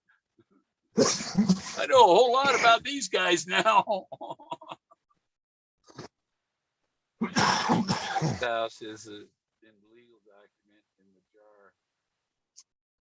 So how's the temperature been over there for you, Bill, in San Luis Valley? Right now it's 38 degrees. Yeah, it's been I live in my RV too, Bill. I live in a 75, and right around 4 o'clock it starts getting really cold. Yeah. Yeah. You got electricity? Oh yeah, I'm hooked up inside.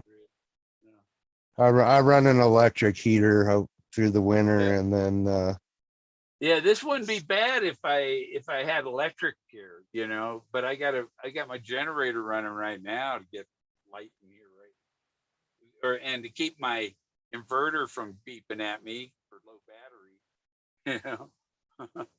yeah, But yeah, I'll turn. I have propane and electric, and I just can't get them to come out here and fill up my propane tank that's on board, Yeah. Oh, so you use auxiliary like I do? Yeah, They told yeah, me I do. there's Yep, exactly.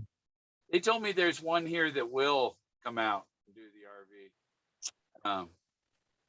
So I should But probably check.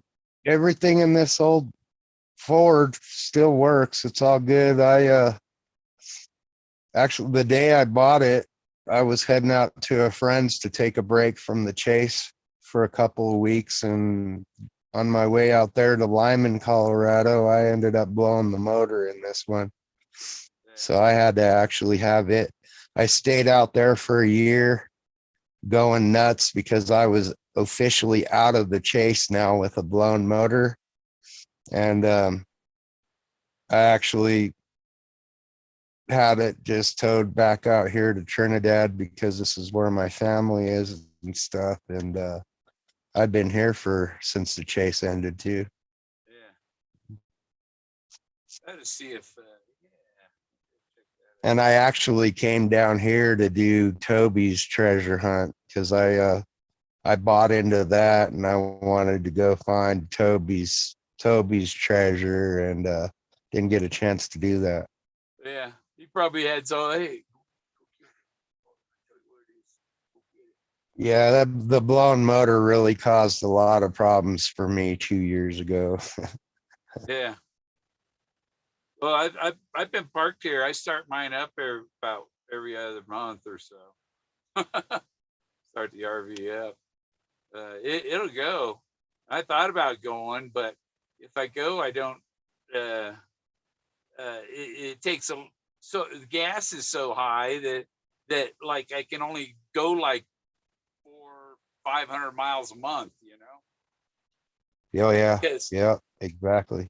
yeah, and so to get to Florida, it takes like 3 or 4 months to get all the way there, and then it's time to start heading back.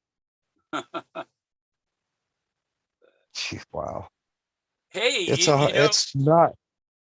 I think guys like us make this type of living look pretty easy, and don't kid yourself. It's not easy to live like this. I have my singles group on Facebook. I have scheduled a Bahama cruise for President's Day weekend. And if anybody wanted to I go, remember you talking about that. you don't have to be in my singles group. You can still, well, you can go as part of the group. And I have the information about the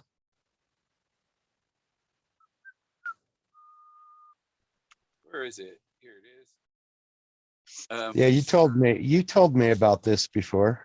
You're trying to find someone to buy the other half of your cruise, right? No. You have to get a certain amount of people to go to get yours covered.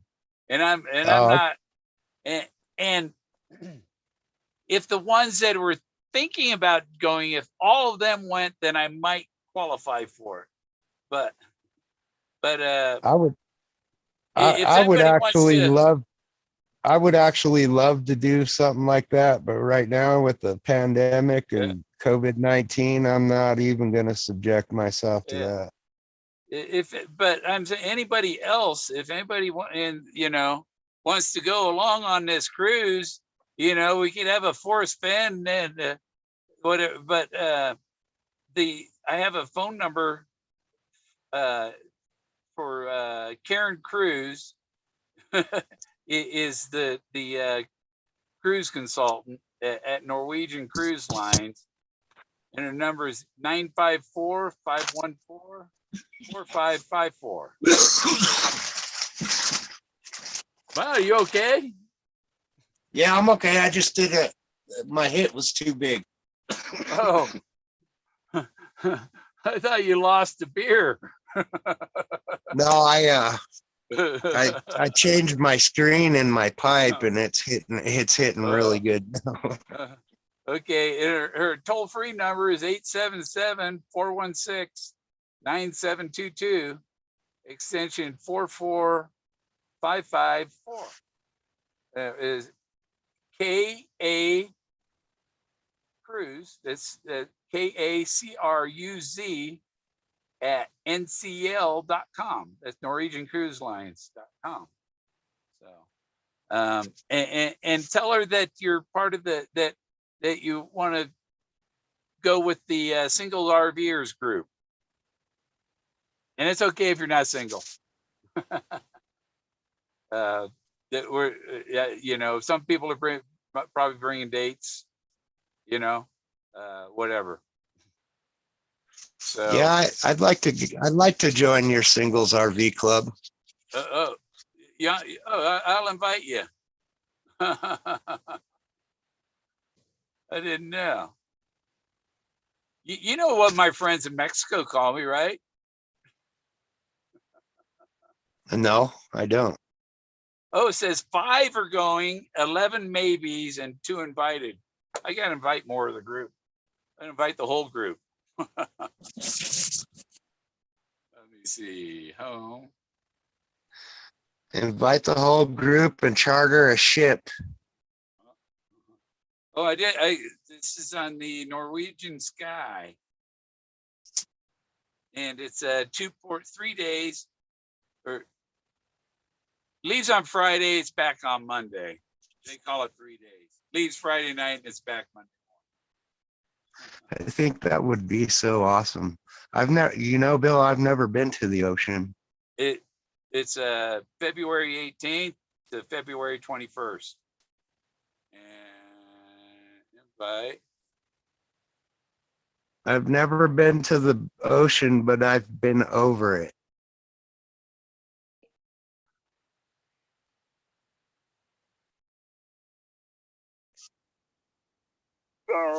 Sent. There, you got an invitation. Can you still hear me okay, Bill? Oh, I hear you fine. Oh, okay. All right. Headphones. You're blasting in my ears. Yeah. Oh, wow. Sorry about that. Oh, no, it's not. It's okay. My ears are kind of warm, though. My Nick's been kind Yeah, of. I was saying I never been to the ocean before. I've only been over it. I was born in Germany. Ah. How long were you? How old were you when you came over back here? 3 months old. Oh, yeah. My aunt and uncle and my cousins, their children, all they lived in Germany from like 74 until about 2000. Worked Nice. for a State Department. Yeah, I'm an army brat. I'm an army brat. My dad was in the service. My mom's full-blooded German. Yeah, My dad was born in Canyon City, yeah, yeah. I Colorado. went seen um, Blue Oyster Cult up there at the Royal Gorge. That was a cool show. Godzilla. They got the bridge there, Yeah, I love the Royal Gorge. I've flown a few paper airplanes off of there, and one of them I got in trouble for. Uh-oh. For littering? Yeah, it was littering ticket. Uh-oh. Oh, so what you do is you make your paper airplane out of rice paper. It's Yeah. rice paper, it dissolves and washes away.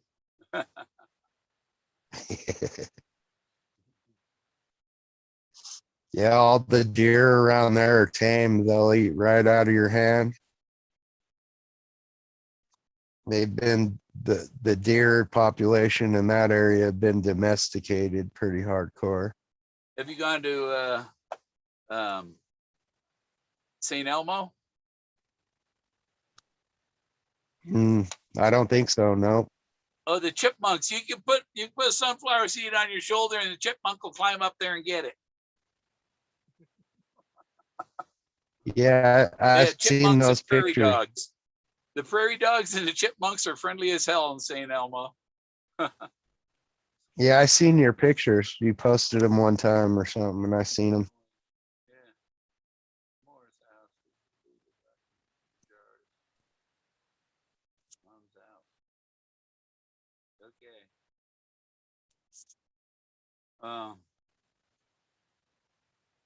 It could be there could be a whole lot in there that he never mentioned. He could have put his house. There were something he couldn't fit in there. What? His estate? you know? Um,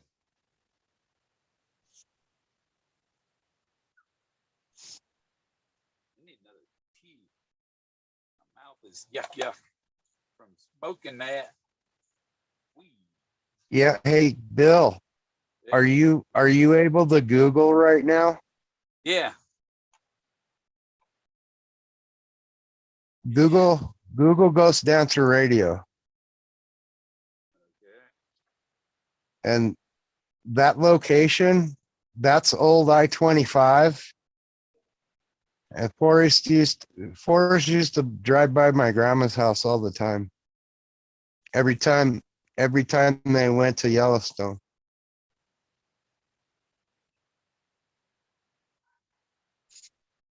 He doesn't like the way I spelled dancer. It was Ghost Dance Radio.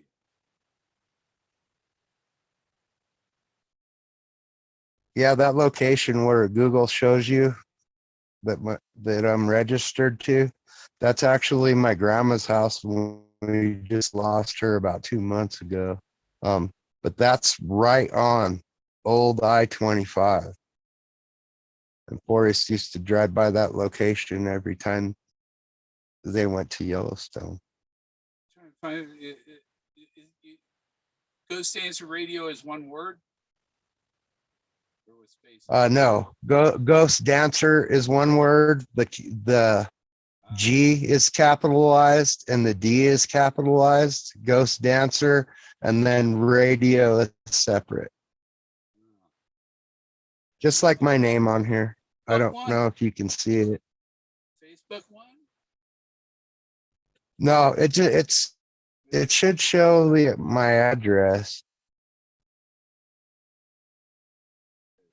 Bury you behind a whole bunch of other shit.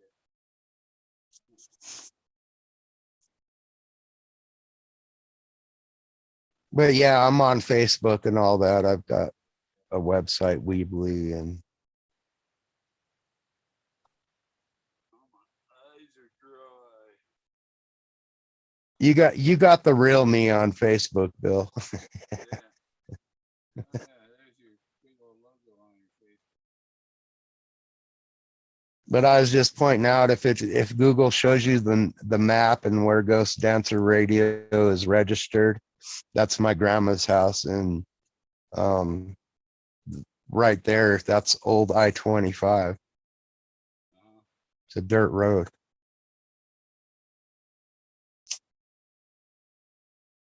Yeah, I want to get some pictures of the some of them rocks around Trinidad. I Yeah, was in and out Simpson's of there. Rest is awesome. I went there. I went to Strawberry Fields. I was happy, and I hit the road. Yeah, when you're in Trinidad, I recommend Highland Health, Yeah, what's and they're right down the road from Strawberry Fields yeah. and Native Roots. Twilight Zone. Dun, dun, dun, dun, dun. Stepping into the Twilight Zone. I like that picture of William Shatner on that spaceship with that guy from the Twilight Zone show he was on out on the outside the window of the spaceship. Remember the William Shatner was in the Twilight Zone with the guy outside the window on the wing of the plane. Yeah.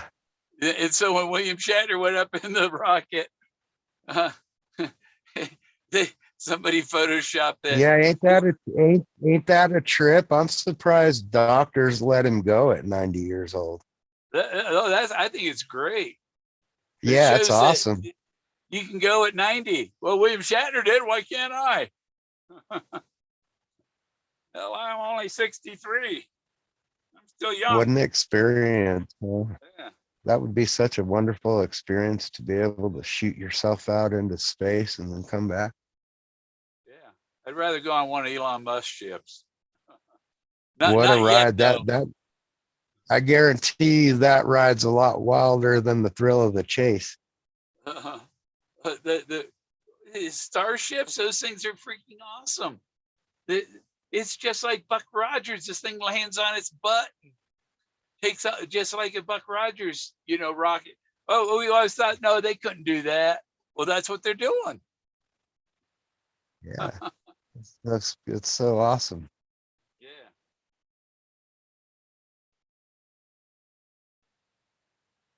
Yeah. Yep. We're advancing pretty quick here, Bill, in the last 100 years or so. Uh-huh. I think when he's going to Mars, they send him up there, and before they send any people up there, they're gonna have some successfully landed remote controlled ships land there first. So that if something went wrong, they could still return on one of them.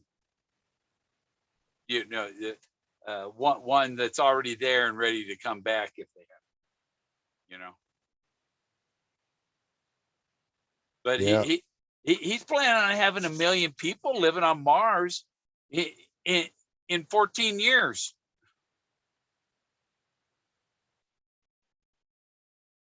He wants to launch one of them like twice a day. Every day of the year, one of them ships be launched heading for Mars. He has big ambitions.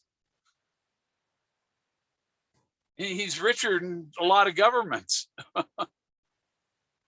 you know Yeah, it's They say he's amazing. going to be the first trillionaire. I don't know that much about Mars, and I don't even know if it's able to support life, but Yeah. that's pretty wild. That's a pretty wild thing. I think their best bet is to find a cave system, because then they could seal off, a section of the cave that they're protected from space debris and cold outside. It's insulated. It's not so much to keep it warm and all that shit. But I think that's the best solution for space habitats Do for the you do first you stuff. believe in the book of Do you believe in the Book of Enoch? Yeah. I seen all the stuff he's seen. It's here in the rocks. And 4 heads. Yeah, it does. It's got 4 heads. It's got one on each side. It's got a face on each side. Because there are heads. There's a head, but the head is made up of 10 other heads. This is I crazy. got a question for you, Bill. And each face is 2 faces looking at each other too. I've got a question for you, and I think you're the only person that has the kind of mind that can answer it. Demented, you My mean? question is my question is who named Earth? Or, Moses.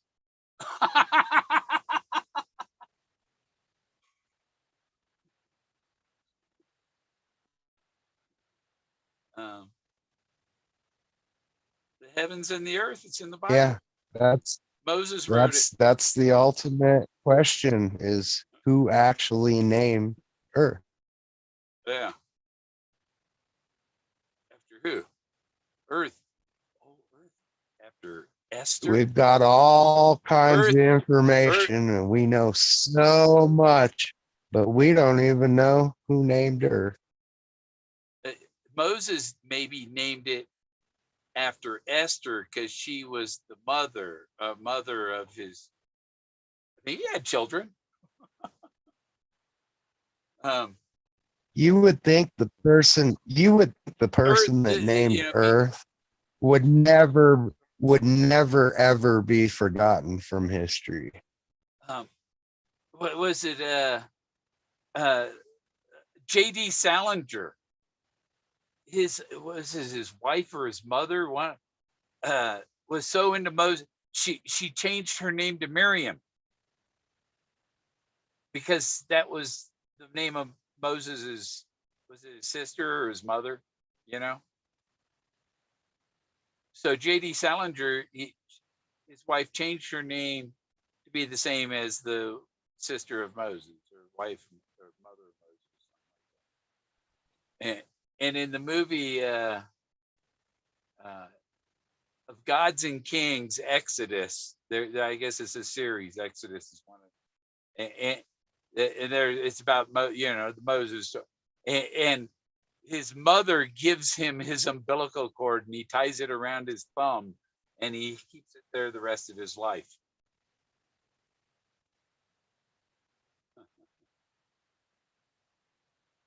Yeah.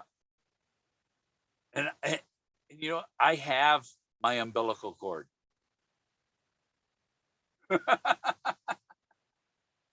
in a jar back in the cupboard, back in my bedroom, up in the box, put away.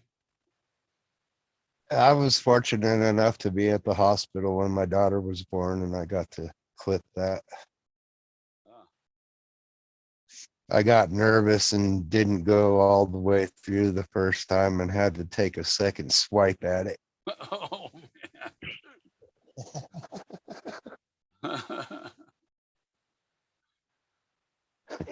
Yeah.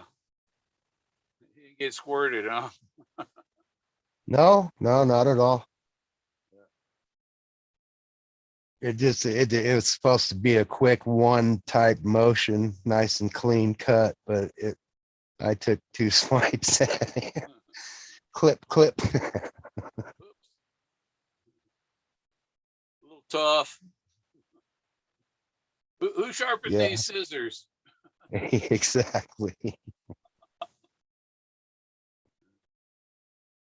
Catching the ride dirt right now. Catching the ride. Oh, that's the question too.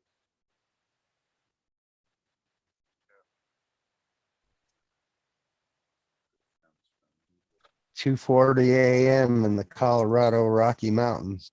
Bars have been closed for 40 minutes. Yeah, they got rock and roll club in Trinidad. I don't get out much, and so I don't think so. I'm Yeah, I trying don't to much think what, either here I mean, because we have festivals and stuff like that all the time that are like street concerts, and there's a few businesses down in town that have some live performers outside and stuff like that, but not an actual venue for concerts really. yeah. Yeah, that famous rock up there above Trinidad. When I looked up there and oh man, I see a bunch of stuff there. Yeah, Jeez. that's named Simpson's Rest, and I think Forrest's mom is in relation to the people of the history of Simpson's Rest because her maiden name was Simpson. Yeah. And I think they were actually here in Colorado before they went south down into Texas. Ah, As far as genealogy and all that. yeah.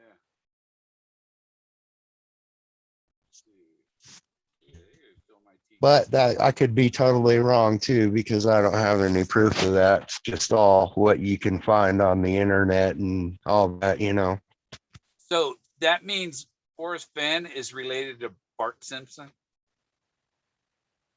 Um, it could be, because the more the chase rolls on, the more it seems like it's fiction. So Yeah. he could be right on. Yeah, Doug Preston let us know that Jack Stoof was fiction. Did that right away.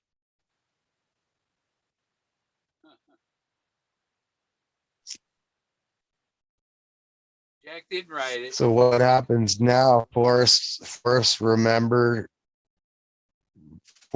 is remembered for his fictitious memoir. Yeah, I don't know. Um, they need to make good on Forrest's word because I'm working on my book. It's going to take me some time to get it done, but the longer this takes, the more you gotta with Yeah, as much faith at as you this have, you point, have to Bill, go. We've been cheated. at this point, in my opinion, Bill, this is all a disrespect to Forrest at this point. Yeah, So yeah. The far. people, and it's the people running this, doing what he told them to do, and they're not doing it. They're dragging it out longer than they're supposed to, and causing all kinds of other hardships. Not just for the finder, for the other people that don't know. I think they would all accept Moses. They go, oh shit. I'm Nobody can pretty claim they sure had that download. I'm pretty sure his daughters are Christian. Yeah. Well, they say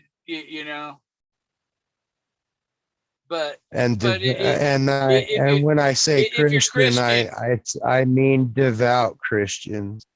uh, uh, but there's a true Christian would not make people suffer and wait just to satisfy some. I think that they should go through this and they don't know what other things people are going through. You know, they got their own. A lot of the people in the chase need to get on with their regular life and stuff.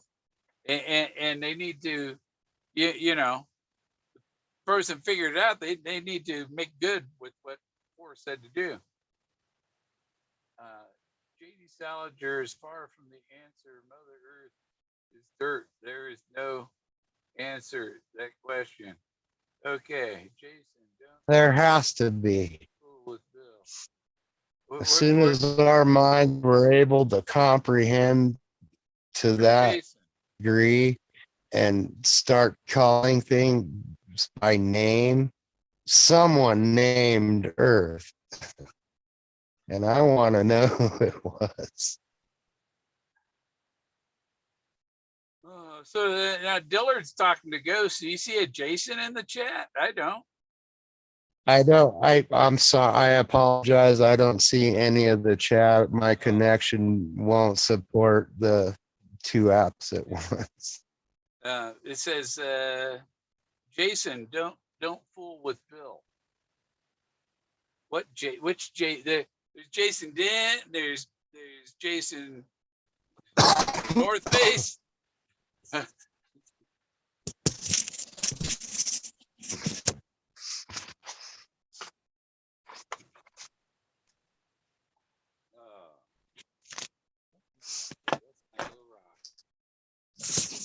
Crystal rock. Jason, the first Jason that pops to my mind is the hero Jason from Greek mythology.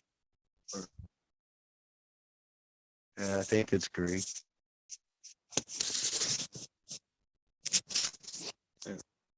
The same Jason that's in Clash of the Titans. Jason and the Argonauts. Yes. Yeah. But Forrest would tell people things about that they didn't get. Like he told Seattle Sullivan, he told him that Bill Gorman, he's good with an axe. Oh, I'm a logger. I get it. I cut down all the trees. Yeah, I don't understand why you're not welcome in these parts of the community. I don't know if you wanted part of them or not, but you know, you're a big piece of this history in the chase. They threw shit at me, and I threw shit back at them, and they didn't like it. You know, I was supposed to take shit from them and not give any back. That's what their issue is. And I've, you know, like I called into Toby. He said, you know, I'm giving out forgiveness. Oh, everybody except for Bill Gorman. You know, I didn't say anything rude or anything. You and Toby are definitely the veterans of this all, and it sucks that everyone is like has little cliques and all that. Yeah. Well, Toby spread it over to Cape Bro. Don't have Bill Gorman on. Case Bro spread it over to Amy. Don't have Bill Gorman on. You know? Yeah, oh yeah, I know, Bill. I've watched people assassinate your character live. Yeah. It's like yeah, and then people it's really childish, and I just scream out, grow up all the fucking time. Look at they're attacking Packer Jack. Oh, they're attacking poor Packer Jack. They never gave a fuck that Bill Gorman was being attacked. You're right. Yeah. Yeah. I've been watching this shit go on for a long time, at least 3 years now. Yeah. Well, I found that Buffalo Cowboy car, the Bullet. I found that in 2016. September 2016, I found it. I'd been in that area for a month, camped there, hiking all up and down the hills and through those meadows and down the creek and all over that place. I lost a year. It's been 4 years, Bill, that I've been watching all this. Yeah. And participating. I went boots on the ground at least 20 or 30 times. Well, my first search video was 7 years ago. in New Mexico. And I thought I was going to die on that one trying to get back up the fucking hill back to my car. And I got back to my car and I go, oh, yeah, good. Oh, geez. And you're on the side of the hill cussing out Forrest Fenn for sending you out there. Yeah. Yeah, I know that feeling. You One of my saws, it was, I believe it was 3 years ago. Was it was in Green, what is it? What is it? Bear Creek Greenbelt. Have you ever watched IIWII, it what it is? Have you ever watched his yeah, channel? yeah, Six Eyes. Well, yeah, he had, after I had gone boots on the ground on that solve, I had finally found one of his videos, and he had gone to the same place that a year previous to when I went there. It was a trip. Yeah. The only people I know that have gone the same place I did are people that followed after that follow, you know, that. Yeah, I didn't see his video until after I had already gone boots on the ground at this solve location. And then I found his video, and he was there almost exactly a year previous to when we got there. It's pretty trippy. And he went to all the same places that I went to in my stall. He videoed it and the whole thing, and I was like, wow, what a trip. I'm like, Yeah. I got into this stuff way too late. Way too late. That's the trick about treasure hunting, is you need to get into them right at the beginning and, ride it on through. Because if you come in late, you're at a big disadvantage.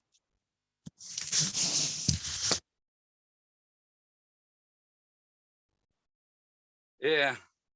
Yeah. It's like the ones that came in after Forrest said it was found, and then they get and they oh, now we're an authority on the. You weren't here when we were looking. Yeah. It's been interesting.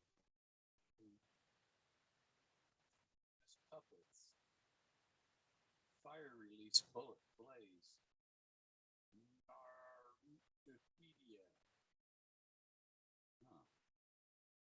Fire release is a blaze. Is that like Our lookout could be a blaze too. A bent tree ablaze. A blaze can be a portion of a tree that's been chipped off flat. There are a lot of things that could be blazes. Stacked rocks could be blazes. Yeah. A stripe on a bird's chest could be a blaze, Or a horse's snout. Yeah. Yeah. How about the brown stain in on the backside of Moses, the skid mark? Forrest left skid marks to let me know I was right.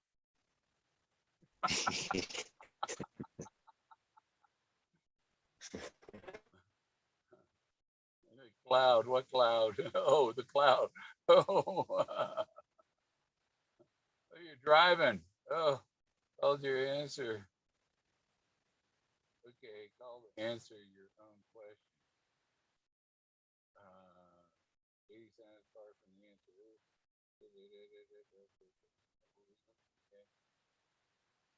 So dirt, earth is dirt in Old English. And it's something else in Hebrew. I wonder if Mother Goose knows Mother Earth.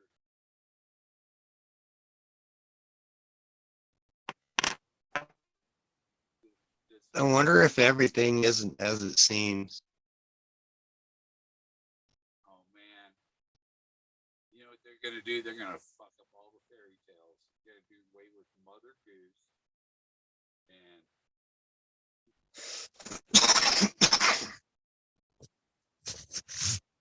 Cinderella's gonna be a tranny one day. Gross them all out. Maybe when we find out who named Earth, it'll start all over again. Yeah. Yeah, they're trying to make the new James Bond a woman.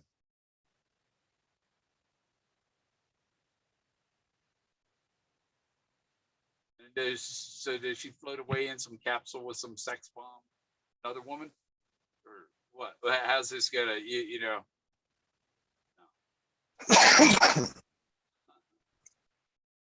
I was used to Sean Connery was James Bond and Roger Moore, you know?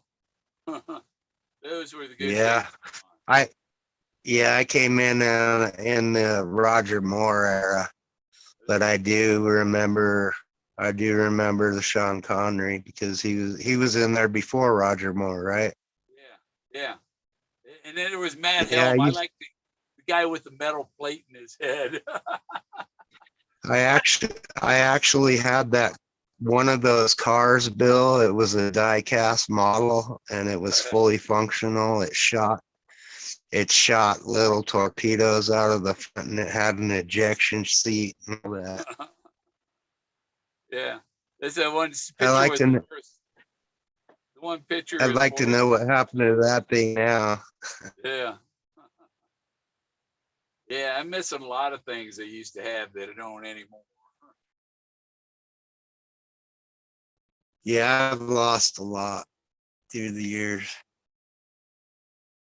I have It's a all materialistic. It's all materialistic though. It can be replaced.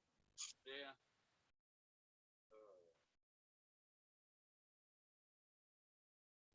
Like the fish in the At least ocean. that's what they try to say. Plenty of fish in the sea.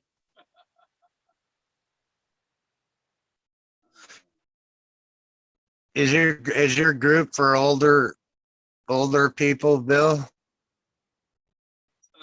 It's mostly it's a lot of people over 40. There's not a lot of younger Yeah. people in their 20s. There's a bunch of old people. Well, Yeah, we mostly retired we people need get an RV and take off. we need to get the message out that RV living isn't as easy as they make it look. No, no. It's not the same as taking the RV out for the weekend. It Not gets at old. all. It gets old.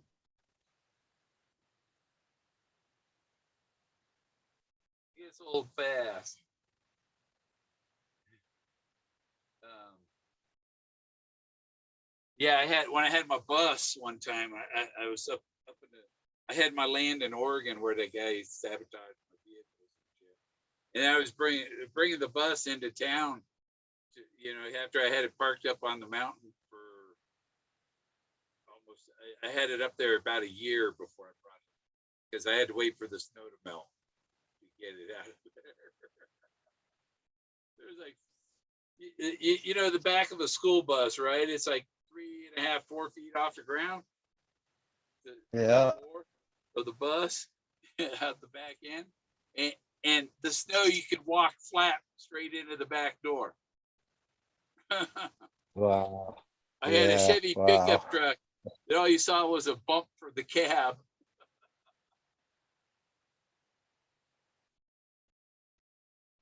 But I sold that thing. Yeah. But, oh yeah, Yeah, so I'm definitely ready for an upgrade. I like being able to live like this and pack up and go whenever I want. yeah, But this 75 is old school, bro, and I need Yeah. to upgrade. Yeah, people go, well, if you had the treasure, would you get a new RV? No. I'd rent one if I needed one. Just for, the week or 2 weeks, whatever, rent it. Heck with owning them. Pain in the butt. It's less maintenance than it's actually less maintenance than a house with property, though. And the benefits are you can get up and go whenever you want if you have a place to go. Yeah, if I had to, I could roll out of here. I just have to take a bunch of stuff that's in here and put it in my storage trailer so I have room to put the slide out back in.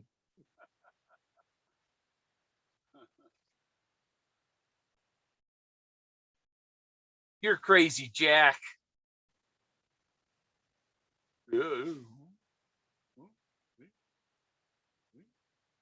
dog. Oh, stop it. Yeah, you stop it. You come over here. Oh, good. I know what you want. Yeah. Okay. What's up, Jack? Oh, I gotta let him out. Hang on. Yeah, shots hurt Jack and her ears perked straight up in the air. Yeah. I gotta have the headphones off so I won't hear you for a second while I let him out. Fill my teacup. Good copy. I'll try to address Dill or Denton on chat here. What's your theory of the blaze or the quest to the freeze? I don't know what that Randy Billion means. found out how to freeze.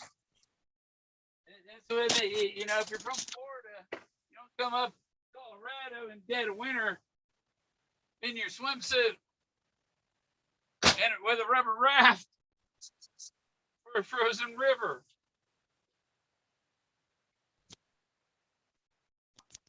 Truth is, I slept all winter in shorts last year.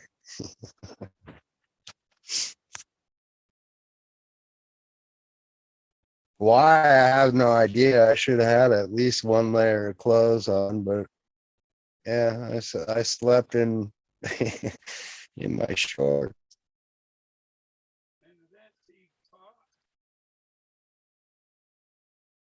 Have you ever had to use the restroom in a plastic bag before? Yeah, hot tea. Steamy hot tea. Yeah, make sure you gotta get that stuff drained and don't use it during the winter time because that freezes up. Yeah. Don't use the the toilet. restroom Yeah. Frozen toilet. Yeah. inside. It sucks. Frozen toilet. Yeah, I've many plastic bags, bro, all winter long. Yeah.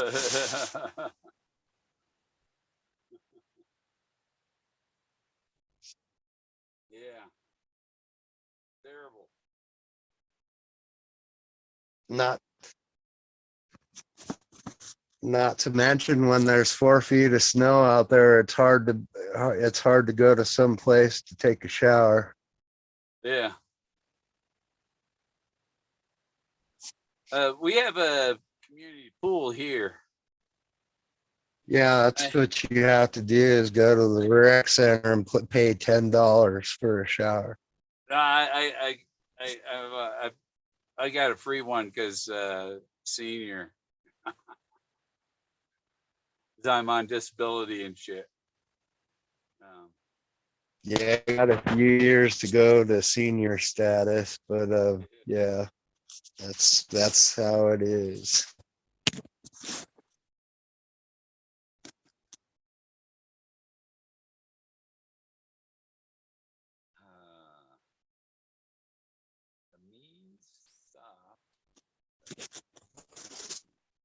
And I did it all for the chase, Yeah.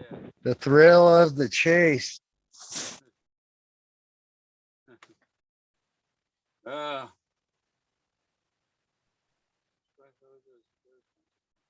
got him wearing my sunglasses. It's been a thrill, all right. And it ain't over yet. I got this thing. I do the little dance. Yeah.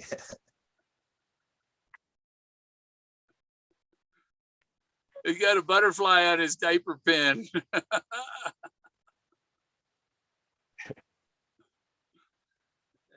I found that out at the end of my road. Oh wow. In the Some little kid chucked their toy out the window riding down the road. and you see he's got a crack in his head, so I call him Crackhead.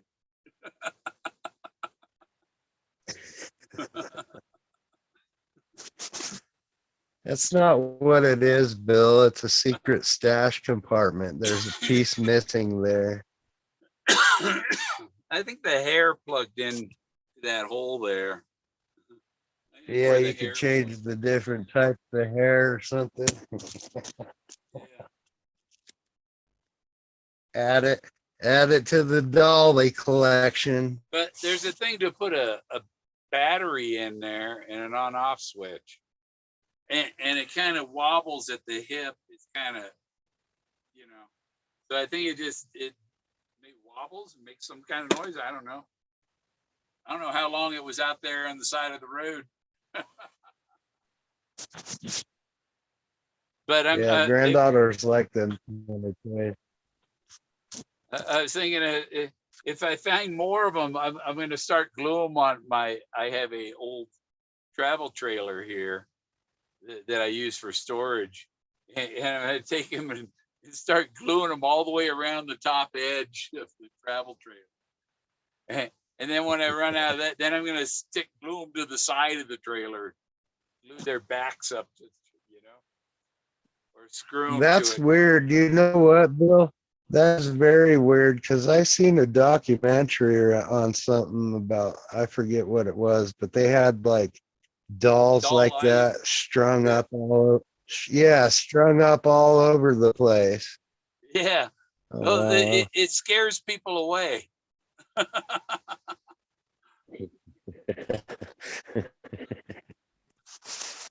And what you do is you take them and you write a name on each of them. What can we name it?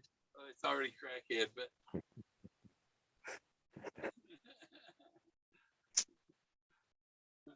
we can't call it Barbie because it's not a Barbie.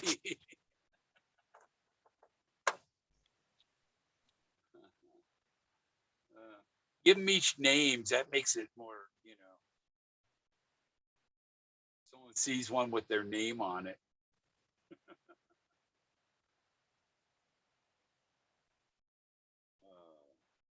Where's my eyebrows? What do we got for viewers at this time of night? Dill or Denton, my question is, who named Earth? Somebody called it dirt, they said. Still only 5 watching. But I did have a little bit of information, didn't I? There's like, you think that all these people that are claiming to be making deals with Jack they're on the up and up? It's Jack that's not he's the one not doing anything. That's why nothing's happening, because he doesn't have it. He can't make a deal with them. He's playing with them.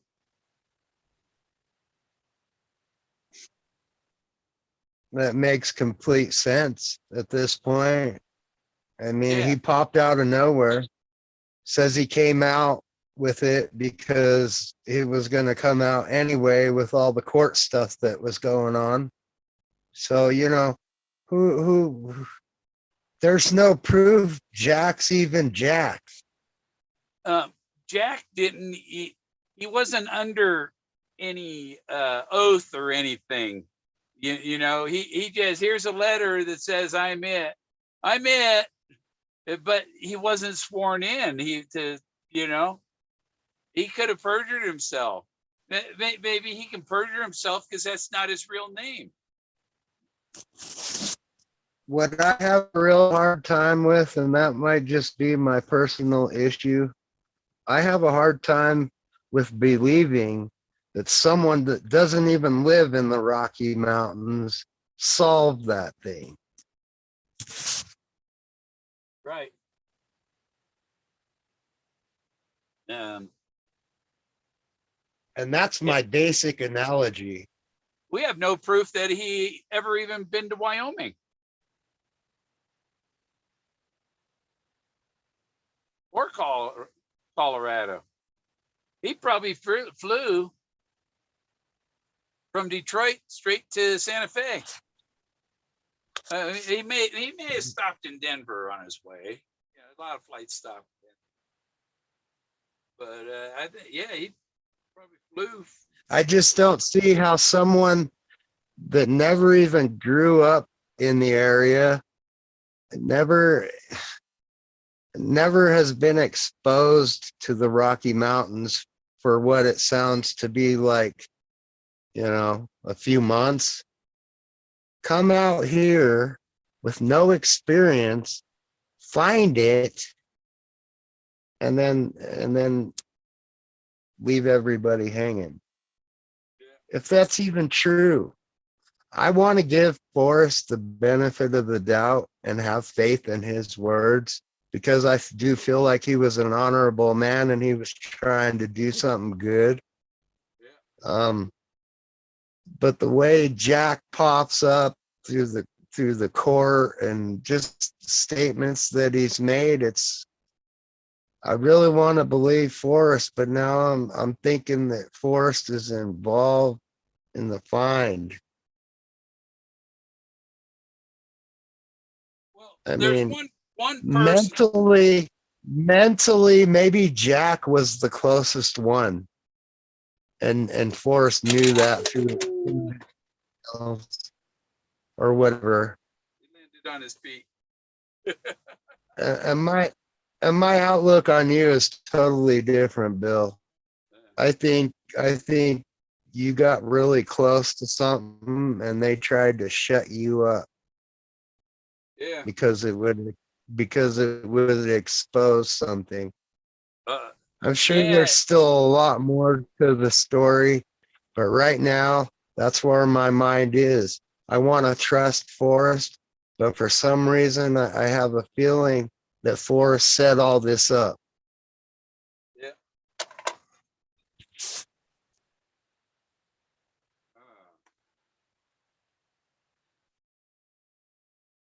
These are the best thing they got down at Strawberry Fields are these Probably gummies.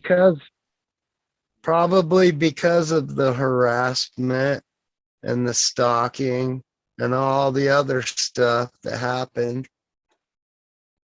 And he wanted to take as much of that out of the equation as he could before he passed away, for his family's sake.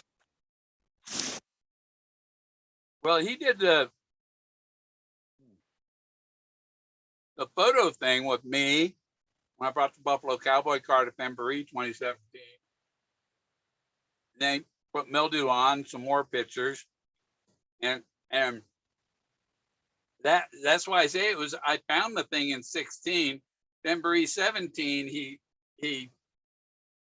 did the little ceremony with the hand of God thing. Hand signals are important, and body language and shit. I saw that. I seen those. I don't understand why they were all turned into memes, because those are some serious pictures. I turned them into memes. Yeah, I put it on. Yeah, that's what this In is. actuality, those are really no joke. That's part of the history of the chase. Yeah, yeah. And that was granting title. That was the and so from 17 to 19, he he was thinking about it. He figuring out what he's gonna do. And by well, Barbarisi, and I bet Stoof was at the 2017 Femboree. Somebody go through all pictures that you can find as 2017 Femboree. See if you see Jack Stoof in there. You know, the pictures with Forrest and Barbarisi, or Forrest and Stoof in the Blue Room, those could have been taken in 2017 or 2018, 2019. No, there's no evidence that it was 20, 2020.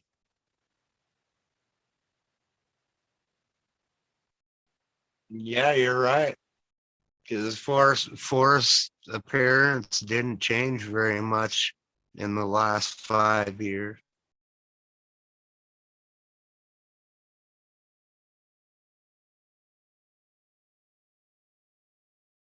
You could tell later on.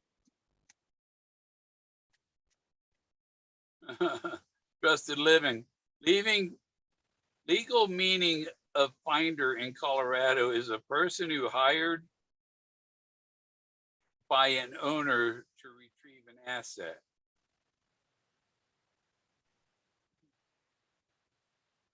I don't know if that's real. From the day the script from the magazine that could be written from Shiloh to himself on Forrest Fenn purposely on mistake, laugh out loud as the diversion leads to now. Okay.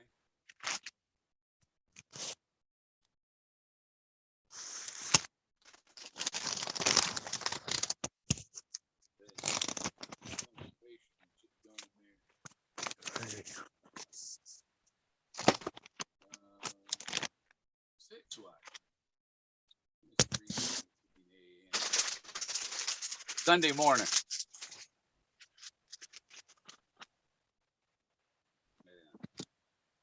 Yeah. So, Yeah, I fell asleep early today watching all the drama unfold on Ben's channel. I'm gonna go back I and take fell up. asleep too early. I fell asleep too early, so now I'm up all night. Yeah, I want to go back and watch. Finish watching and listen. I got to hear what else Lance Boyle has to say. I listened to about 10 minutes of it, and I got to go online. I got to go stream. Yeah,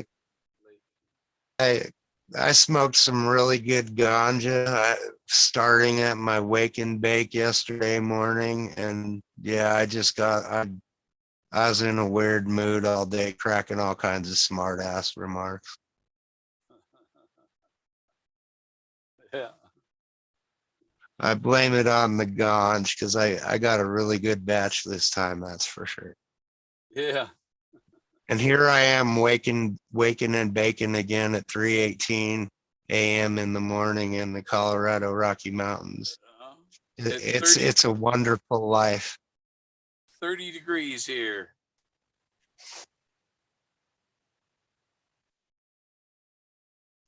72 inside. I don't have any temperature gauges or anything like that. It's not bad in here. I don't have the heater running or nothing. It's still cozy. I have one of them, but it's got a solar powered thing up on the roof with the wind and the wind direction and the temperature outside. So Yeah, I watched the video of you after you had installed it. yeah, it works all right as long as you don't have any strings holding it down. I actually remember seeing the video of you cruising down the road in it too.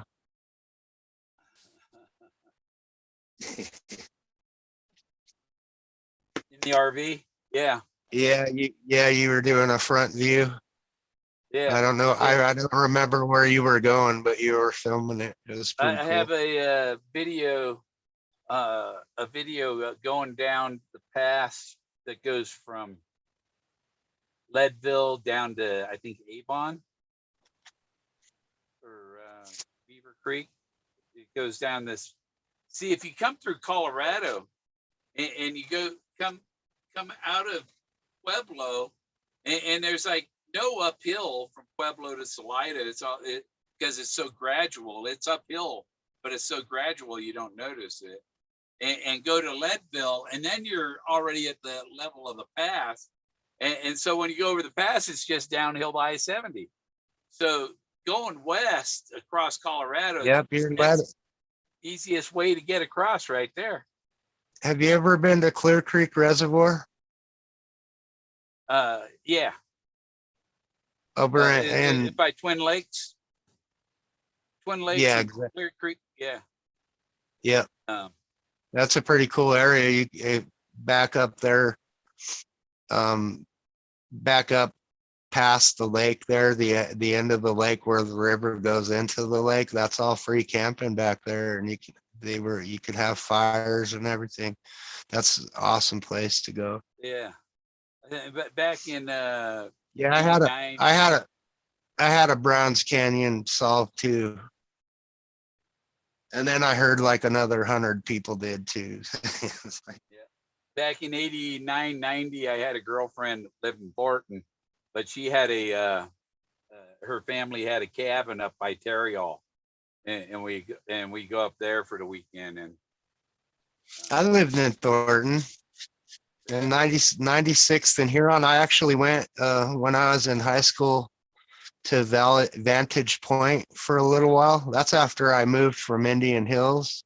They still got that big store to Thornton. Yeah, that store Biggs, that shopping center thing. Oh yeah, I remember that. I don't know if they still have them, but yeah, Country Bar. Yeah, it was kind of like a mall. It was huge. Some new experimental shopping thing. Huh. Yeah, I remember Biggs. My mom used to shop there. Yeah. That's the last place I seen that, girlfriend.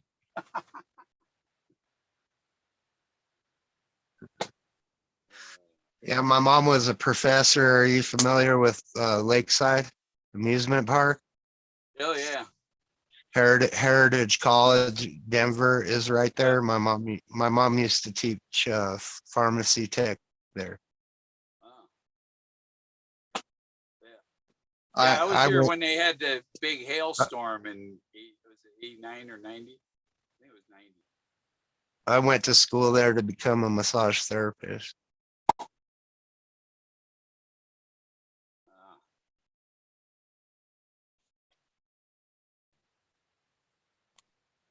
I decided I could not heal men. That my mind wasn't in the right place for me to be able to heal men. That's good. But that didn't last very long. Because you didn't get many women. Only want women touching them. Yeah, I only work with women. That was it. Yeah. Uh-huh. So that didn't work out too well.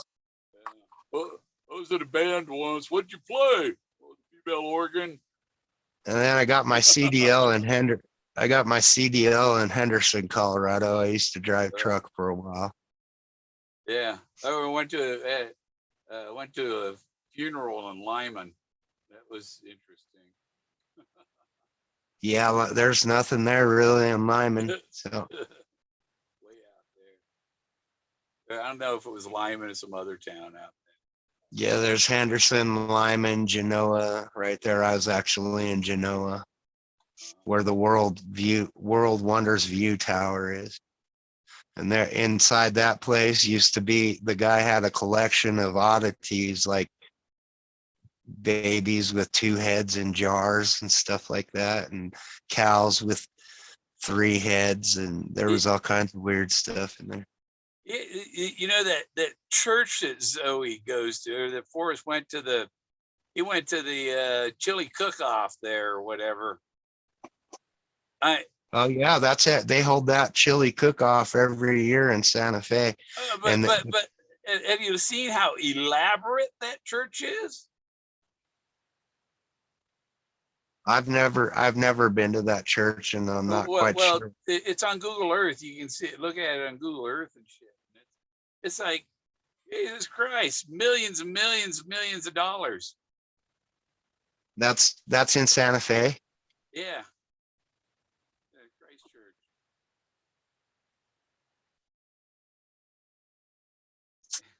And I was looking at the pictures. It's like your church, and there you have kids in Halloween. Oh, that kid's Batman. The Prince of Darkness is at your church. You know, I gotta let Jack in.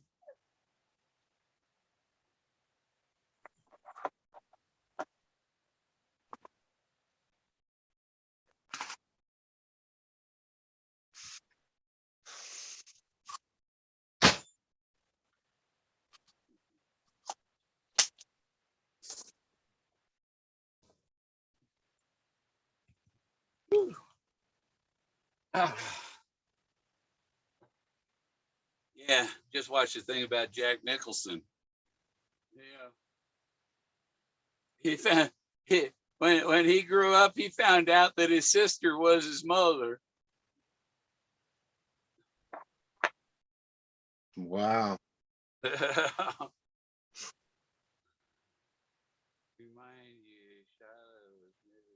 Jack Nicholson.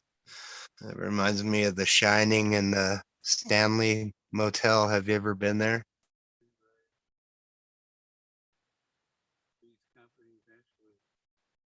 That up by Vale. The what by Vale? The Stanley Motel. Oh yeah. Where they filmed The Shining. Uh-huh. Yeah. What the other one, Misery, was a similar thing in Colorado. Yep, Stephen that, I think, King. was up near Winter Park. Yep. Yeah, The Shining. No, oh, not Yep. The Shining. The other one, where they nuked Las Vegas.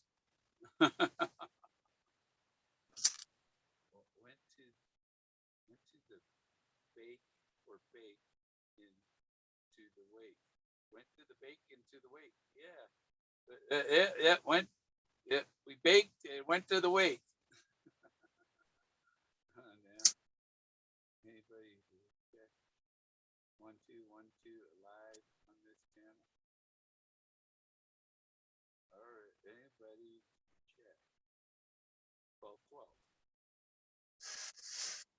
Oh, it's 328. Almost 420.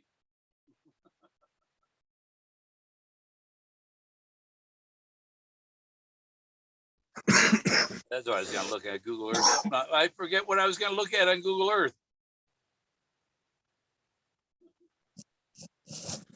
You were talking about the church in Santa Fe last. Oh yeah, that's because that's what the Google Earth was on when I turned it on. I was looking at that.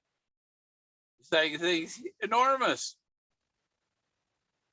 And you wonder, because Forrest Fenn put a lot of money in there. Lot of history. Lot of history. That was right on the Santa Fe Trail. That was the main trade route for the Spanish. There's a lot of history in this area. There's a mile. I'm sure there's still a lot of gold out there too. So Turquoise Mine is 12.41 miles east of Highway 285 on Highway 142 in Colorado.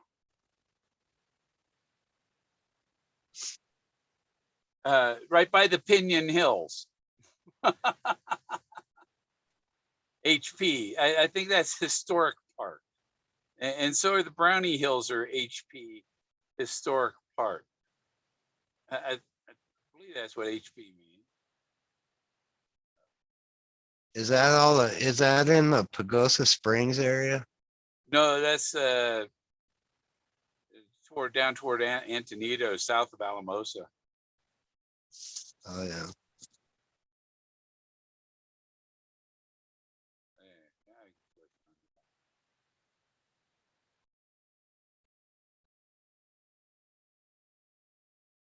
It's just a name. Is it the San Luis Valley? San Luis Valley, yeah. Yeah. San Luis is supposed to be the oldest town in Colorado. Yeah, and it used to be part of New Mexico. It was part of Taos County. This was Taos County here. Up to about Mount Blanca, and then straight across all the way to Las Vegas, Nevada was Taos County.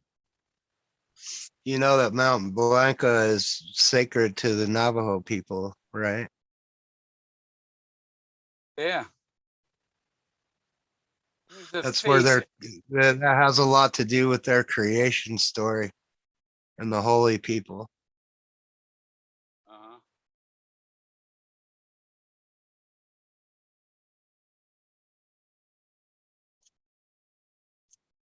Yeah, Mount Blanca. Yeah, when I saw the Turquoise Mine, there's a gate, and it's like, man, you want to go over the gate, and I just want to go and get a little bit of turquoise. You know?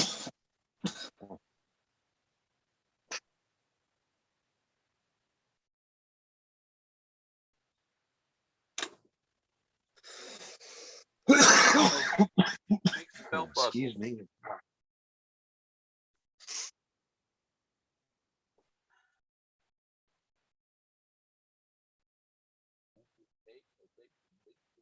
Yeah, Bill, I figured out. I don't know if you've ever heard of it.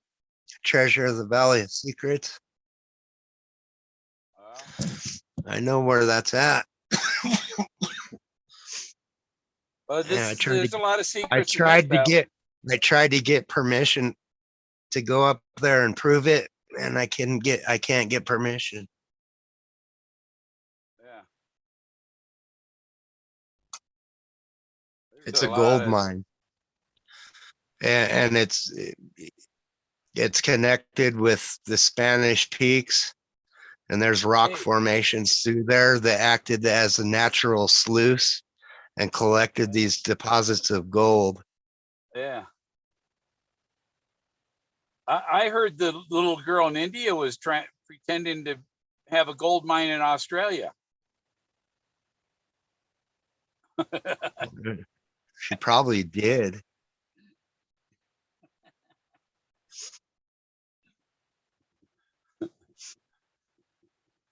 I wouldn't doubt it. These kids are smart nowadays.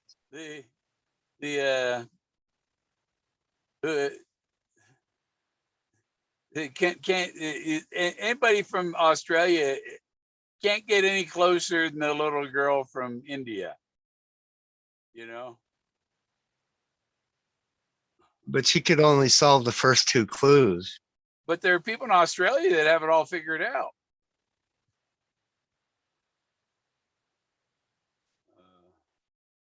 Yeah, it sucks. It's so expensive to get over here and not be able to prove it, huh? Yeah. Go over here and rent a helicopter and not find out that you only went for a helicopter ride. Yeah.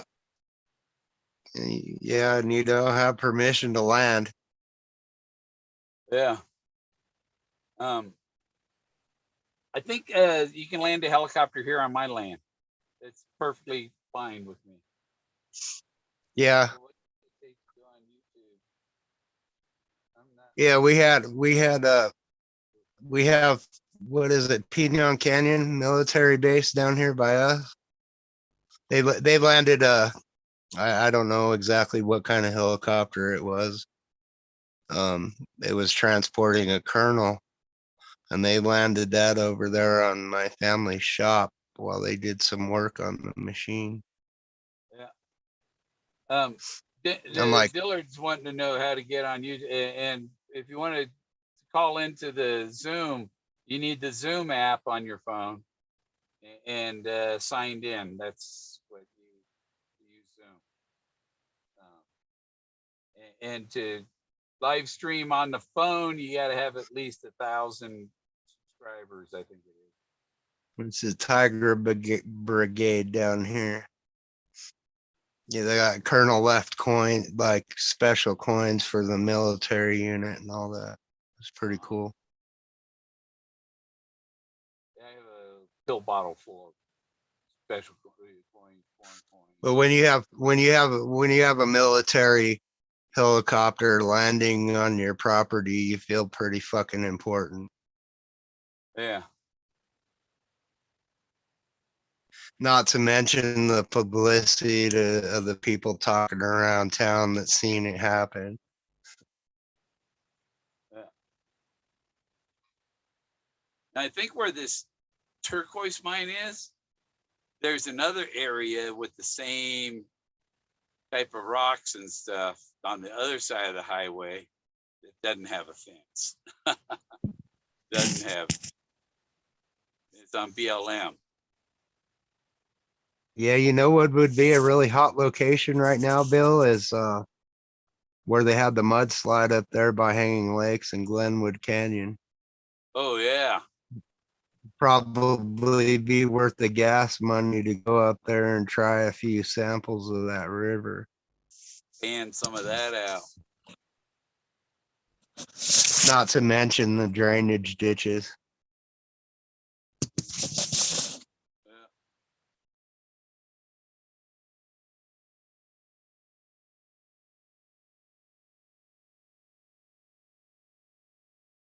Yeah, I know where to go get some turquoise. Then it's not on the mine, it's on BLM. Perfect. And it's right there by the Brownie Hills. Brownie Hills. Brownies are fairies, you know? And the Brownie Hills are on the east side of the Rio Grande River, and the Fairy Hills are on the west side of the river. And that's because of all of the stuff on the rocks and stuff, all the Indian art carvings. We're not stuff. just important. We're not important. We just know how to fix shit. People have black helicopters land on their land. Yeah. The first cattle mutilation was actually a horse. Was it Zippy or something? So that's close to Skippy, you know, but it was a horse. It was not far from where where Elvis the alligator is. Elvis, his alligator's up here in Colorado at the Gator Farm.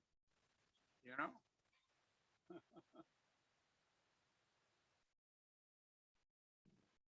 My God, did you hear that?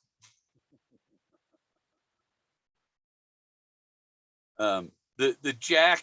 I tried using this thing before with this jack that splits the microphone and the headphones. So it plugs into the phone, and then it has two jacks on it, one for the headphone and one for the microphone. But the jack, because I got a thing cover on the phone, you know, protector thing, the jack wouldn't go in all the way. So I had to take the jack and taper the plastic on that goes to the plug so that it would fit inside the freaking little hole on the case. Yeah, it works.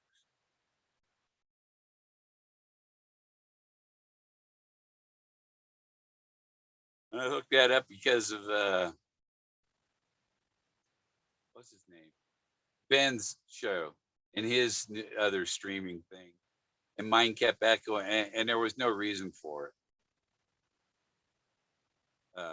Because it doesn't do it on Zoom. It only does it when you use his stream, whatever.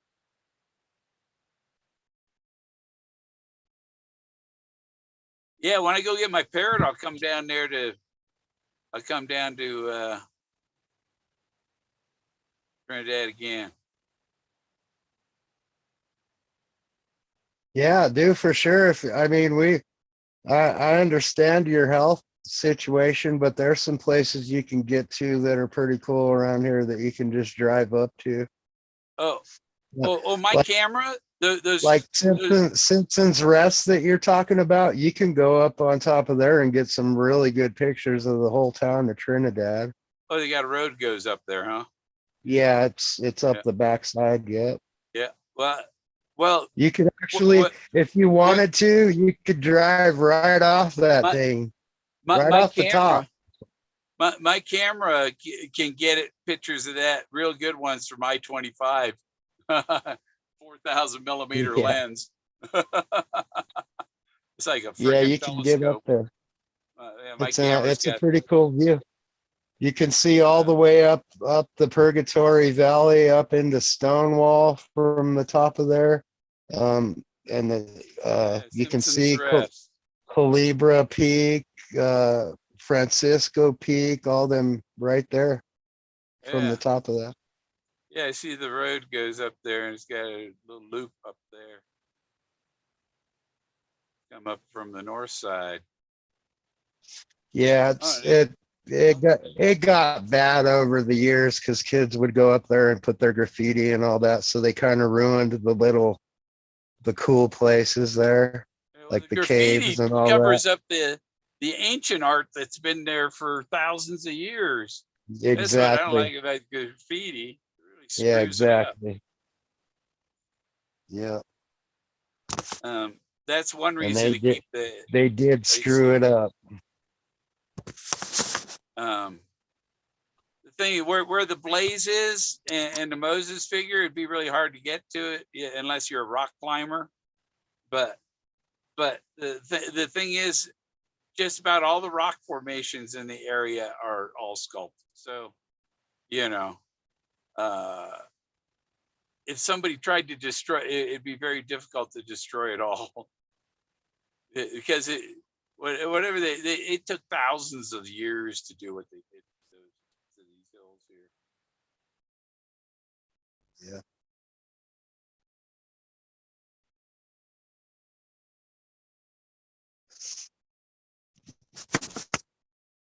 And this, folks, is the reason why we can't figure out who named Earth. Yeah, nobody will agree with anything. Everybody has a different opinion. Everybody's got a different set of atoms. Oh, you got a nice little lake there too. Yeah, Trinidad State Park Lake is pretty cool place. It used to be really badass when the water was up high. It's really low now.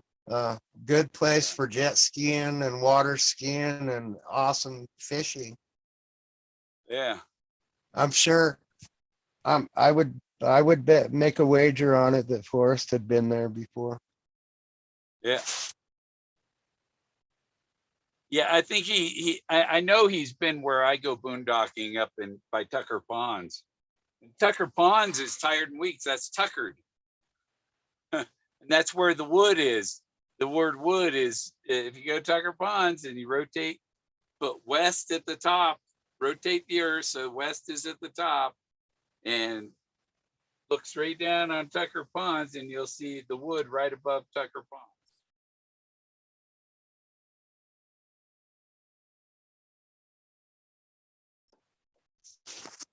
Is That's where there I a found the that's where I there found the is there Buffalo some Cowboy car. is there some down timber and some logs laying on top of each other in the form of an F? No, not right there. The word wood is the meadows are the word wood. And the forest surrounds these letters. You know, it's like the word wood and bold. That's interesting. But it's a lowercase d, and the Buffalo Cowboy car was in the D. And I met a friendly rabbit right before that. So is that like right in the rabbit? There's the Cheshire rabbit, or Bill, Cheshire cat. Bill, you have to understand, I never read the book, so I'm assuming the Buffalo Cowboy car is the car that was mentioned in the book about them roping a buffalo and it dragging them all over the place. Yeah. Or is it the picture of his dad sitting on top of the mountain with all the rocks around with the bullet hole in the back of the No, car? that's Father on the Banco. But or there's what was Father sitting on the back of the car? That's Father on the Banco. But yeah, the Buffalo Cowboy car. There's two pictures of this Model A roadster, like, you know, no top on it and no And windshield. that's what they roped. That's what they roped the Yeah, buffalo with, and it drug them all over. yeah. And if this part I found is from one of those like 1930 Model A, just like the Buffalo Cowboy car. Yeah, that's And very cool. yeah, and Peggy's, yeah, call the car the Bullet because it's shot. Well, you're We putting used the two. we used, There's we subtle used to hints. do that stuff. We used to do that kind of stuff on the sleds in the winter behind the four wheelers or the snowmobiles. Yeah. Yeah, Trinidad, if you don't get off the highway, you miss it really fast. Yeah, that's for sure. When I went there, I turned around at exit 2. So I went about Yeah, 13 miles too far. I was trying to save 30 miles by going to Trinidad instead of Pueblo. yeah, they used to have Nazi intern camps here and also Japanese intern camps back during the early war times. Yeah. I think there was a base here and all kinds of. I mean, obviously there's a barracks and all that, so they had some kind of training going on here in this actual location for something. Yeah.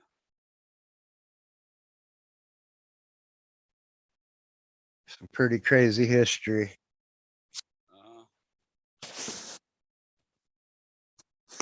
Uh-huh. All treasure related.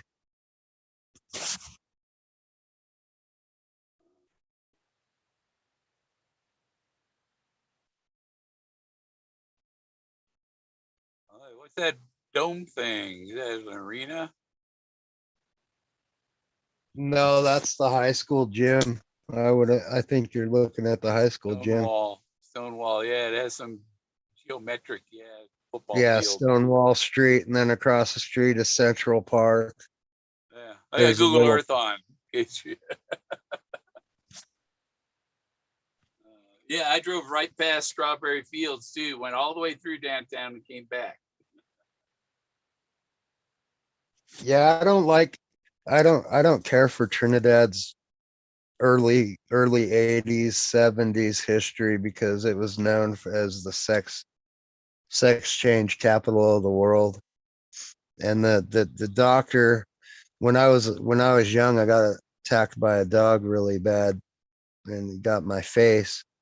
And the plastic surgeon, Dr. Biber, that did all these surgeries for what do they call that surgery? Reassignment surgery. Reconstructive. Oh. Oh Yeah, yeah. he's the same. He's the same one that did the plastic surgery on my face after my dog attack. He didn't give you a funny looking nose or anything, did he?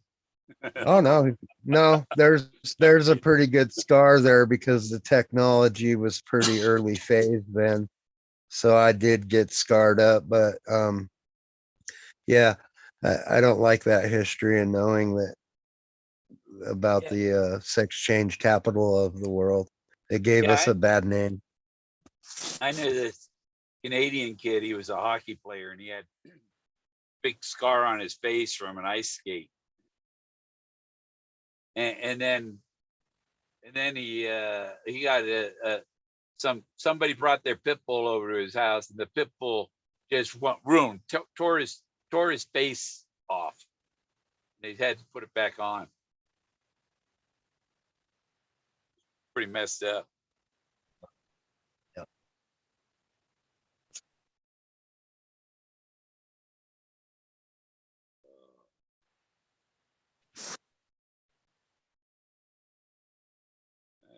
Freaky Doctor. Yeah, Stonewall and Monument Lake and all that. Further up Highway 12 on the Highway Legends. That's some great scenery, great photography up in there. A lot of Ute Indian history. You know, the and, town of and Weston, awesome and top-notch fishing. the town of Weston, that's my family. That's my mother's family there. Oh, really? Well, that's what a coincidence, because 1979 or early 70s, I was in kindergarten and went to Weston Elementary School. Oh, cool. I grew up. I lived in Stonewall. Yeah, and And went to school at Weston, and then they took us down for lunch to Primero to eat lunch down there. They'd bus us down there and then take us back up. Supposed to have a Weston relative that moved to Colorado and was in the oil business. Oh yeah, yeah. The natural gas is pretty big around here. Weston. Yep, Weston. That's pretty cool. Yeah, I thought about going, but that's like extra miles. Come down from La Vita through there. Yeah. Up in through to Kachara. There's a ski resort up there in Kachara, Colorado. Yeah, it's a little while. I noticed that. I was looking I at think that. I think Kachara might be the furthest point south where you have skiing venues. It's the furthest southeast in Colorado. Yeah, because there is skiing down Taos. Oh, there, yeah, in New Mexico, Colorado. Yeah, I went to the Rubber Tramp Rendezvous, the RVer thing, Fourth Site in 2017, and a guy showed up there with a RV just like the one in Breaking Bad, and his head was shaved and he looked just like Walter White. I should have got a selfie with him.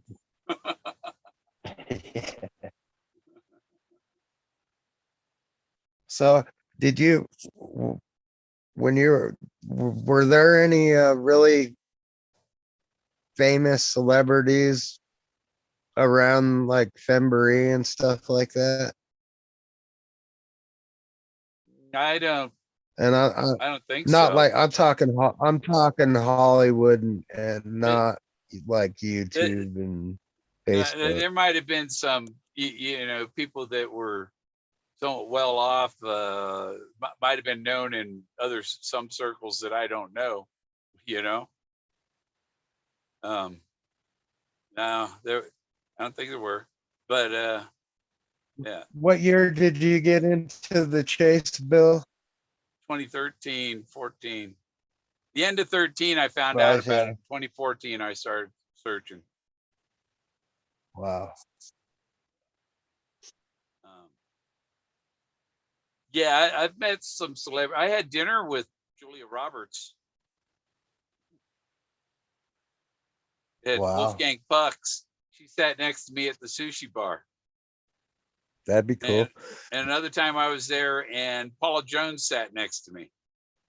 Our congresswoman. Is she a congresswoman now? No, no, you met the congresswoman, right? For Colorado? Oh, Lauren Boebert. Yeah, I met. She made me a hamburger.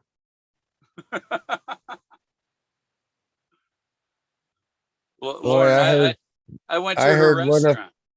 I heard one of her speeches the other day, and I'm not going to comment on what it was about, but wow, I can't believe she's in politics. She brought a gun to Congress, scared the shit out of Nancy Pelosi.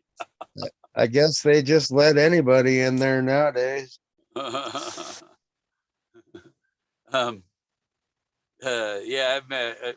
She cooked my hand. She was cooking. She wasn't my wait. She had other waitresses. But I went there in 2014 and went to a restaurant, Shooters in Rifle, Colorado.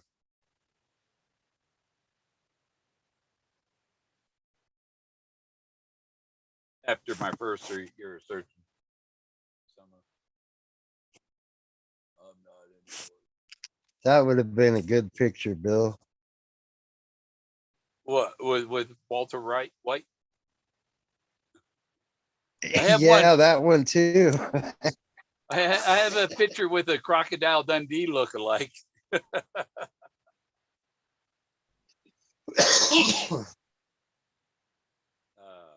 I met Crocodile Gene. Dundee.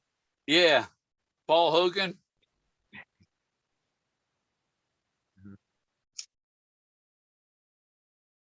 At a pizza parlor in Klamath Falls.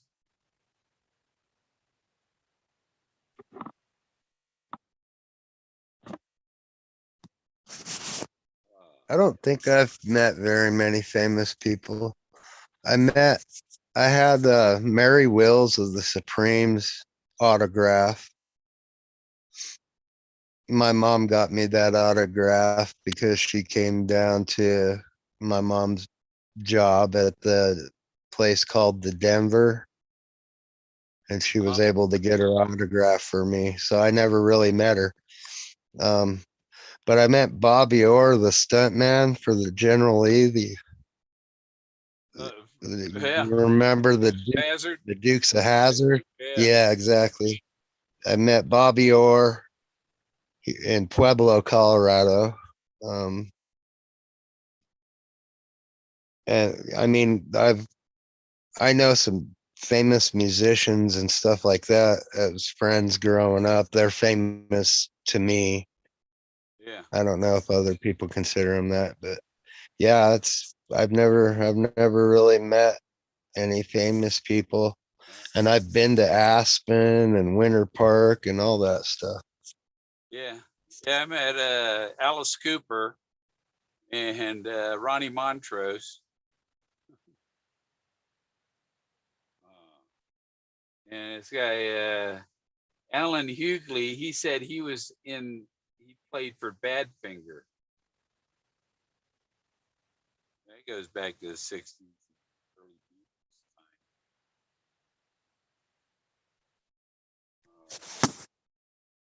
Yeah, I want to know about that. Dillard Denton has a good remark there in chat. What did happen? Did the Buffalo disconnect from the Buffalo Cowboy car somehow, or did it just like die of exhaustion? Buffalo took off with the front axle and front wheels. Oh wow. Buffalo ran out of gas. Man ran in and take over the Indians. Okay. That's a crazy story. I'd like to hear the rest of it. Yeah. I want to hear the one about Skippy's flying machine too. Here, let me see.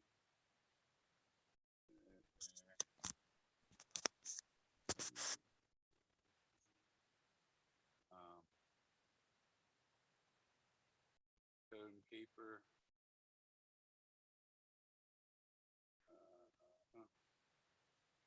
This is flying machine.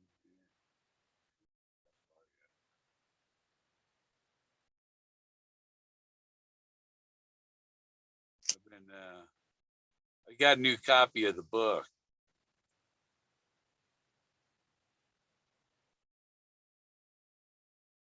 By myself.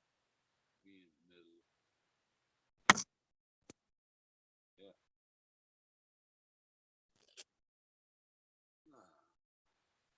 And I've been getting it so I can search the words. And I've been finding some things. Yeah, okay, yep, that's right. That's what I expected to see. And I have Terry Scant on Amazon Kindle, and you can search. You go on Amazon Kindle and you search for a word, and it'll show you where it is. It won't let you copy the text, or You do a screenshot of it though.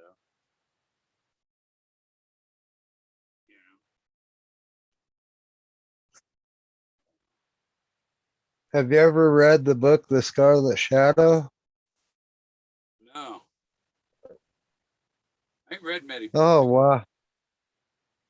Yeah, Scarlet it's called The Scarlet Shadow in chapter 53. This book was published in 1907. I want to let you know right off the bat. And in 1907, they're already talking about having flying airships. Yeah.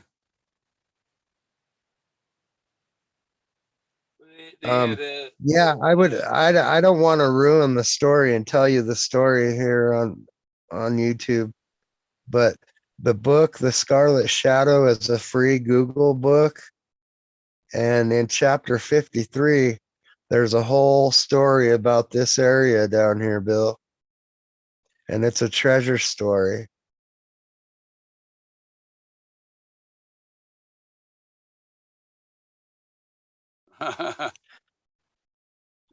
Years later, this is the first book I read. There's a person that's put some time into the research. His name, and it's a writer's name, so it's not his actual name, but Carl von Mueller covered it in a book called The Treasure of the Valley of Secrets. And that all has to do with this treasure down here. And you're really close to it you're really, really close to it over there in the San Luis Valley.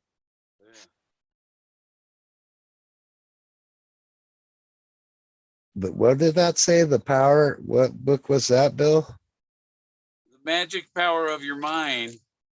It's by Walter M. Germain. And so he's got the same initials as me. And The Scarlet Shadow is written by Walter Hurt.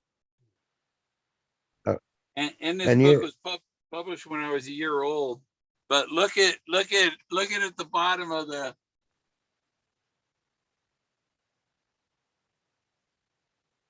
What's it say? A. Thomas and Company presentation. No, Preston. Oh, Preston.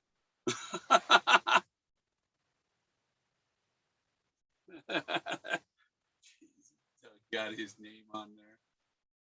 Like Douglas Preston? Who knows? This guy's from Michigan. Okay, yeah, Doug Preston has ties to Michigan. A. Thomas and Company Preston. Huh. Yeah. I don't know what Preston. What year were you born? Maybe that's a place. Yeah, Bill, you want some good reading. That whole book, The Scarlet Shadow by Walter Hurt, is a good book, but chapter 53 is fascinating, bro. It's it's part of the reason why I'm in Southern Colorado. Because after the thrill of the chase ended, I immediately got on board for the Treasure of the Valley of Secrets. Yeah. And I found out some stuff, man, and it's crazy.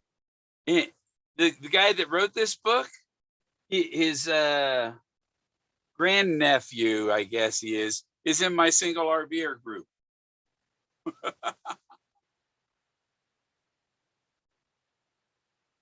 That's weird.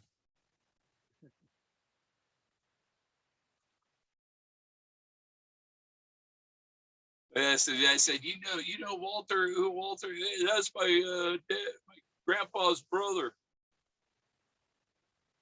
I don't know how many people in the public realize that that's where your treasure stories are going to be now. Well, I've already had those.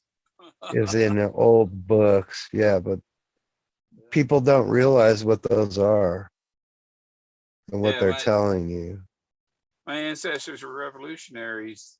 Ethan Allen's one of my ancestors. He took Fort Ticonderoga single-handed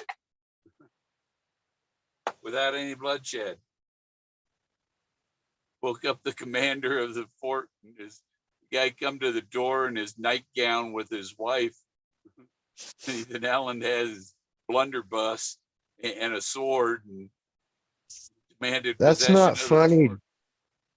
Huh? That's not funny, Dillard.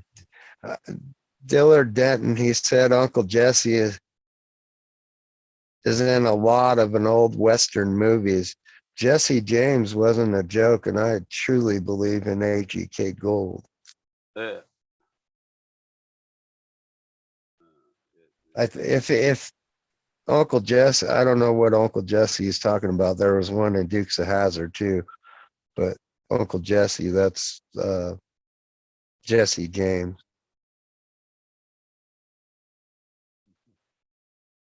And I don't want to get into that because that'll be a 7-hour story if I start talking about that guy.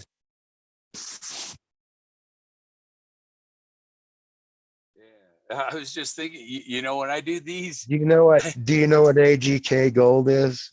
AGK, I'm sorry. hopefully it's not a K, gypsy's kiss. it's not AGK, it's KGC Gold. Oh, KGC, yeah. The night, Yeah. the Knights The of the Gold, Knights the of Knights of Columbus. the Golden Circle. Yeah. Yeah, it's the Knights of the Golden Circle. And supposedly they have Confederate caches hidden all over the United States. Yeah, probably a lot of it where they weren't having war. Like in the Western.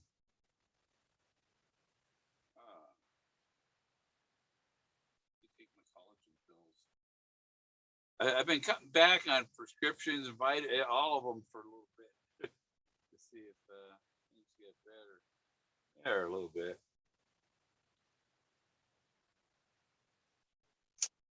Except for the headaches, I think I need some need a phlebotomy. That's where they drain blood, not brains. But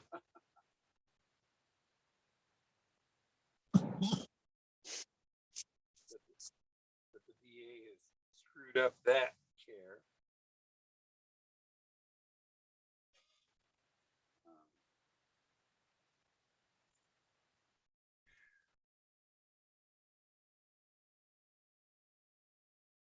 All right, what we got? 408. Okay, we're gonna end it at 420 with a toke out.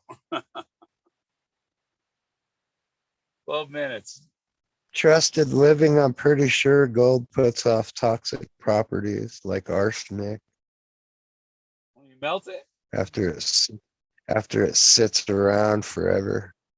there might be some silver lead in it, or that might melt off. This is carbon forms gas, Yeah. and all under heat and pressure. So not all the gas is formed by organic forms. Yeah, gold, silver, lead, that's not organic. Yeah. Well, gold is a lot cleaner than lead. Lead is a little cleaner than silver. Well, silver, you could do that. Put silver. Colloidal silver is supposed to be good for you. It kills germs.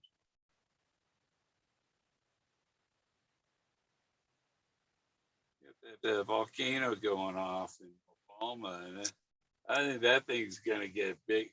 It keeps getting more and more. It is growing,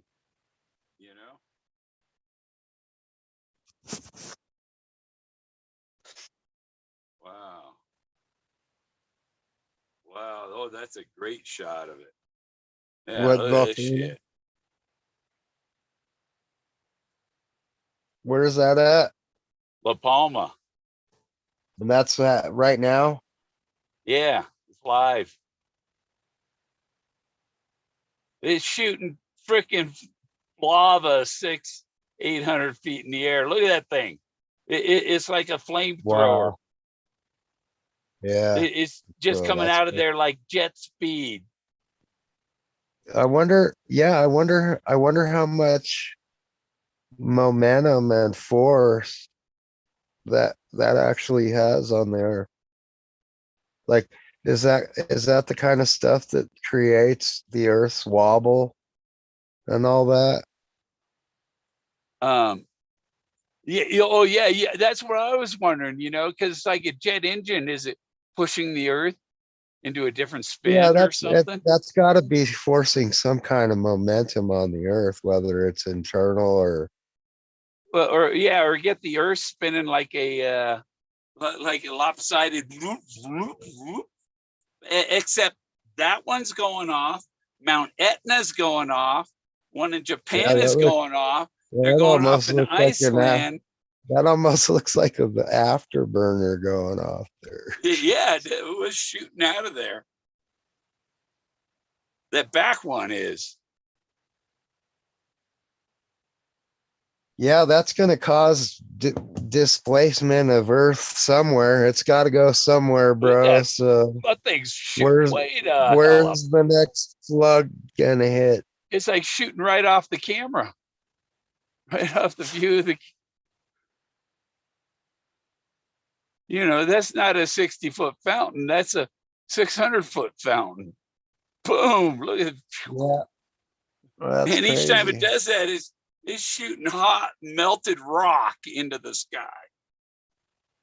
And this, or you're being serious? This is going on right now.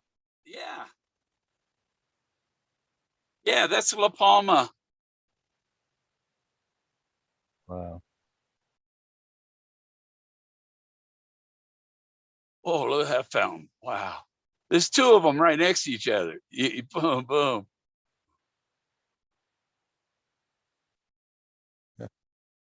And they're both getting more and more and more violent. And they're getting more and more lava and more houses destroyed. They had 200-foot lava, 200-foot high lava flows, comes right through. The town is gone.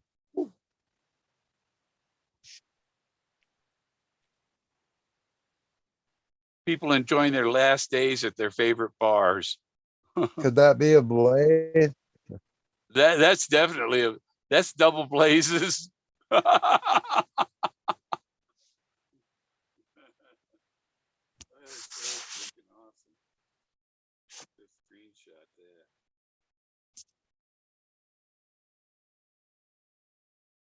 Yeah, that's a pretty big blaze right there. You can't miss that one. Wow, that's wow. Yeah. That's all I gotta say about that. Yeah. And this thing piles up and piles up, and it piles up so high, and then it can't hold its own weight, and the whole cinder cone can collapse, and slide off. And then a big wall of lava comes across whatever towns are left, you know.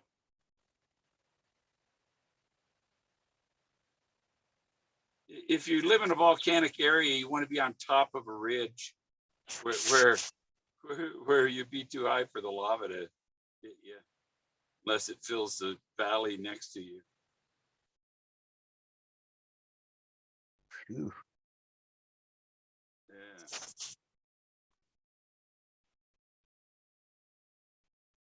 It's the end of the world as we know it. It's pretty wild.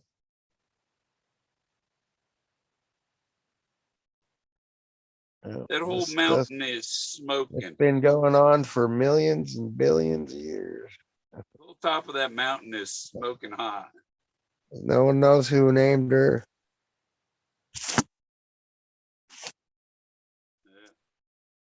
Yeah. Can't shoot it out into space for future mankind to find and reveal, because nobody knows who named her. That's crazy. The only thing close to it I can come up with is before Ozzy Osbourne became Black Sabbath, he was in a band named Earth. Yeah.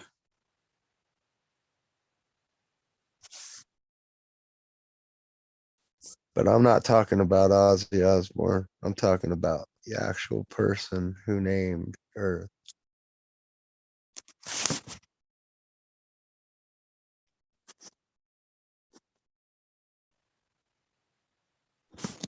Who did it? Everybody knows so much about everything else, but they can't even tell you that. Who Don't you hate named when you Earth?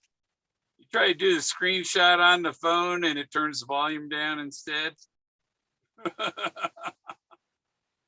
Yeah. You fucker. Missed that screenshot. I want to get a good one with them both going like I was showing you and do a double blazes. You know, the double blazes thing. It's like Galileo's fingers, I think in the Vatican or something. Two of his fingers, and it's like double blazes from Galileo.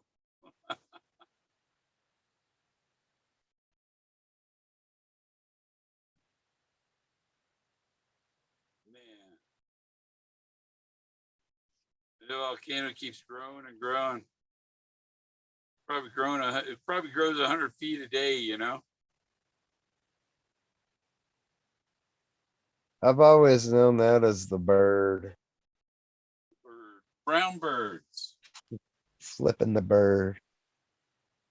Yeah. Well, you know, double blazes is a lot better than saying "fuck you," isn't it? Yeah. Yes, it's kinder. Yeah, it's not one of the 7 words you can't say. But they take it as double. I am proud. I am proud to have attended Double Blazes University. Yeah. It was an excellent, top of the line learning experience. And the best part about it is it isn't over. It's still a learning experience. Yeah. Shout out to my old school, Double Blazes University. I have diplomas for professor of Fenthropology. Yes. Fenthropology. I gave Forrest one that's a doctor What's of the book say about the anthropology. jars, Bill? The what? What does the book say about the jars? Supposedly there's more than one jar buried. Yeah, And 8 not of the them or something. 8 jars. Yeah, And well, then one guy told me he bells. found one of them and he sent me a picture of it, but nobody knows if it. You don't know. We can't. It's hard to verify anything. This guy Damon up in Spokane, underneath a post on the Yellowstone border across the street from the Dude Motel. Oh wow, that's pretty interesting.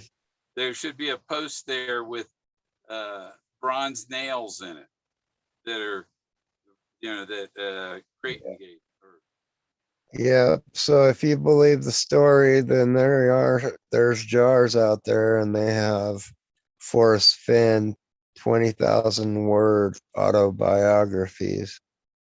Yeah. And I think those autobiographies contain the information to the locations of The where jar he this guy found made didn't some of have any his story in it. discovery.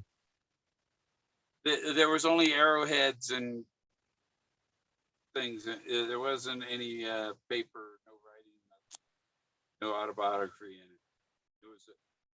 It was a jar. It wasn't a paper. Yeah. And does the book describe the jars as having the autobiography as its contents? Forrest said something about that. He put it in there. But he never expected He anybody to said find any he of them. said that he said that publicly or put it in the book. Because you got to understand, I've never read The Thrill of the Chase. Yeah. It's I'd like to. 420. I'd like 420. to after the fact and after all this, but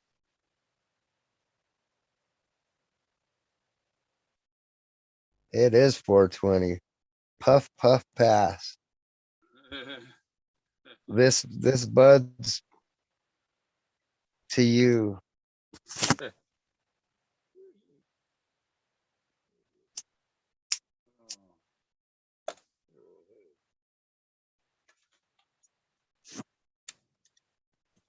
Because it's the thrill of victory and the agony of defeat.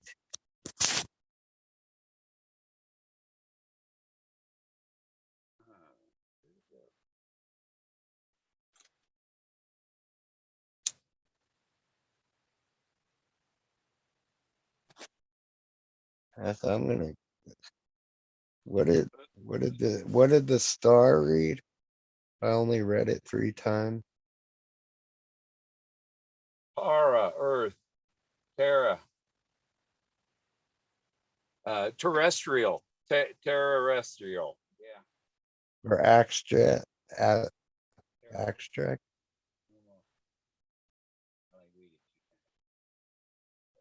Asterisk. Back east. Morning back east. Yeah. You know, when I learned about it, I was in Florida, so I came from the east.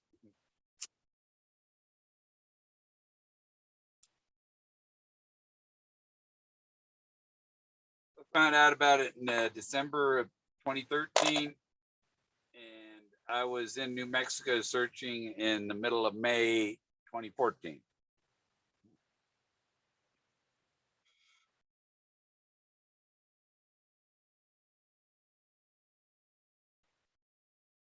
Wow.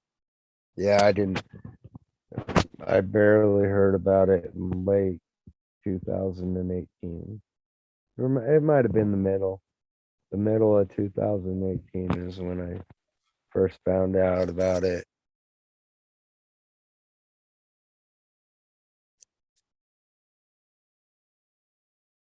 I've been putting it By on. early spring 2019, I was boots on the ground I can't the because I first got that time. plugged in. You see, I got it on. I've been putting it on my computer so I can search it. Not to say I can't sell. You know, copyright doesn't mean you can't make your own copy for research and making it easy to research. You know, make your own digital copy. Yeah, I don't know how all that goes. I try not to He should have copy. if you showed him proof that you bought the book, he should have allowed you to have a a Well, PDF. yeah, obviously, yeah. I mean, You know, or it should have come with a little PDF disc. Oh, that ended. yeah. Well, it was on the internet at old trading company old Santa Fe trading company.com, Oh, that's a 14 which is minute still video. I'll send you a link still to that up. video.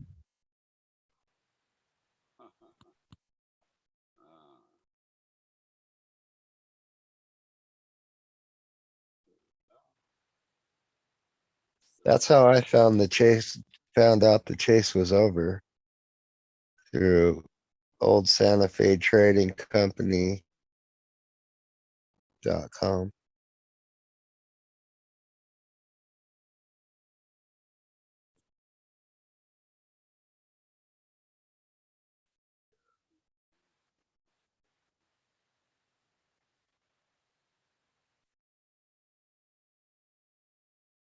Yeah, and people don't get that.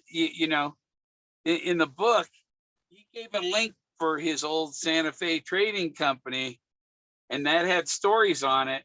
So the book sent you there. So if the book, so that's a clue. That link to his website is a clue to more information, more clues. Yeah, I was Bill. I was immediately fascinated with it because I grew up pretty much on the Santa Fe Trail. I mean, I rode my bike on it and everything else. I've been down that Santa Fe Trail probably more than 10,000 times in my life. The Santa Fe Trail. Yeah. Well, part of Yeah, my old thing Santa here Fe is Trading the old Spanish Trail. Company.com. The old Spanish Trail comes through here. That's older than the Santa Fe Trail. Yeah, up and up. Yeah, that goes.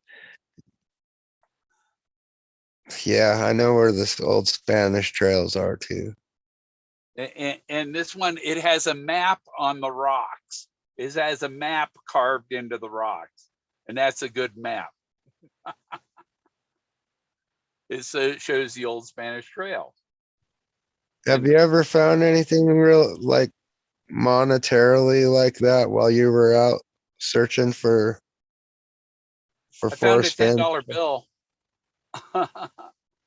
Yeah, in, I in found a Wells, brand near I found Wellsville. a really nice brand new jacket. I found a BB gun. What Well, else did I find I've up got that there? All Pueblo kinds of Indian shit. knife I showed last time. You know that little knife Pueblo Indian. It's 600 to 1,400 years old. Didn't you see it? Did you see it? I don't know. I don't think so. I'll dig it out.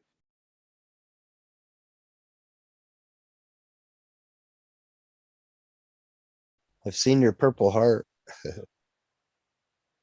Yeah, I had my grandpa's, but it's the German version. My family's kind of a trip because in World War II, I had uncles that were soldiers for, the United States, and then I had my mom's side of the family that was over in Germany on that side. see, this Uh, is the knife I um, found. I may have seen that if you've showed it before. Yeah. Wow, you think? Wow, if that's real, yeah, you got something there. That's old. Yeah, you can see That, that edge is all flaked. that's for skinning. Yeah, and this is for chopping on this end. That's the chopper, the bone chopper. You have it. Here's the finger thing.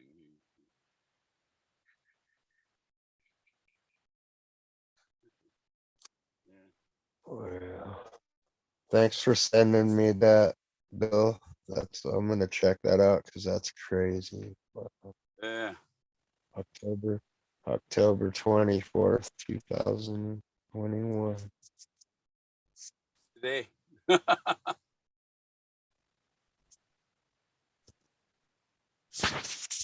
Yeah, it's more violent than it just keeps getting bigger and bigger. Oh, we'll see ya. I'm gonna call it quits too. Ghost Dancer's out of here. I'm out of here. I'm gonna shut down and go to bed. I turned my generator off.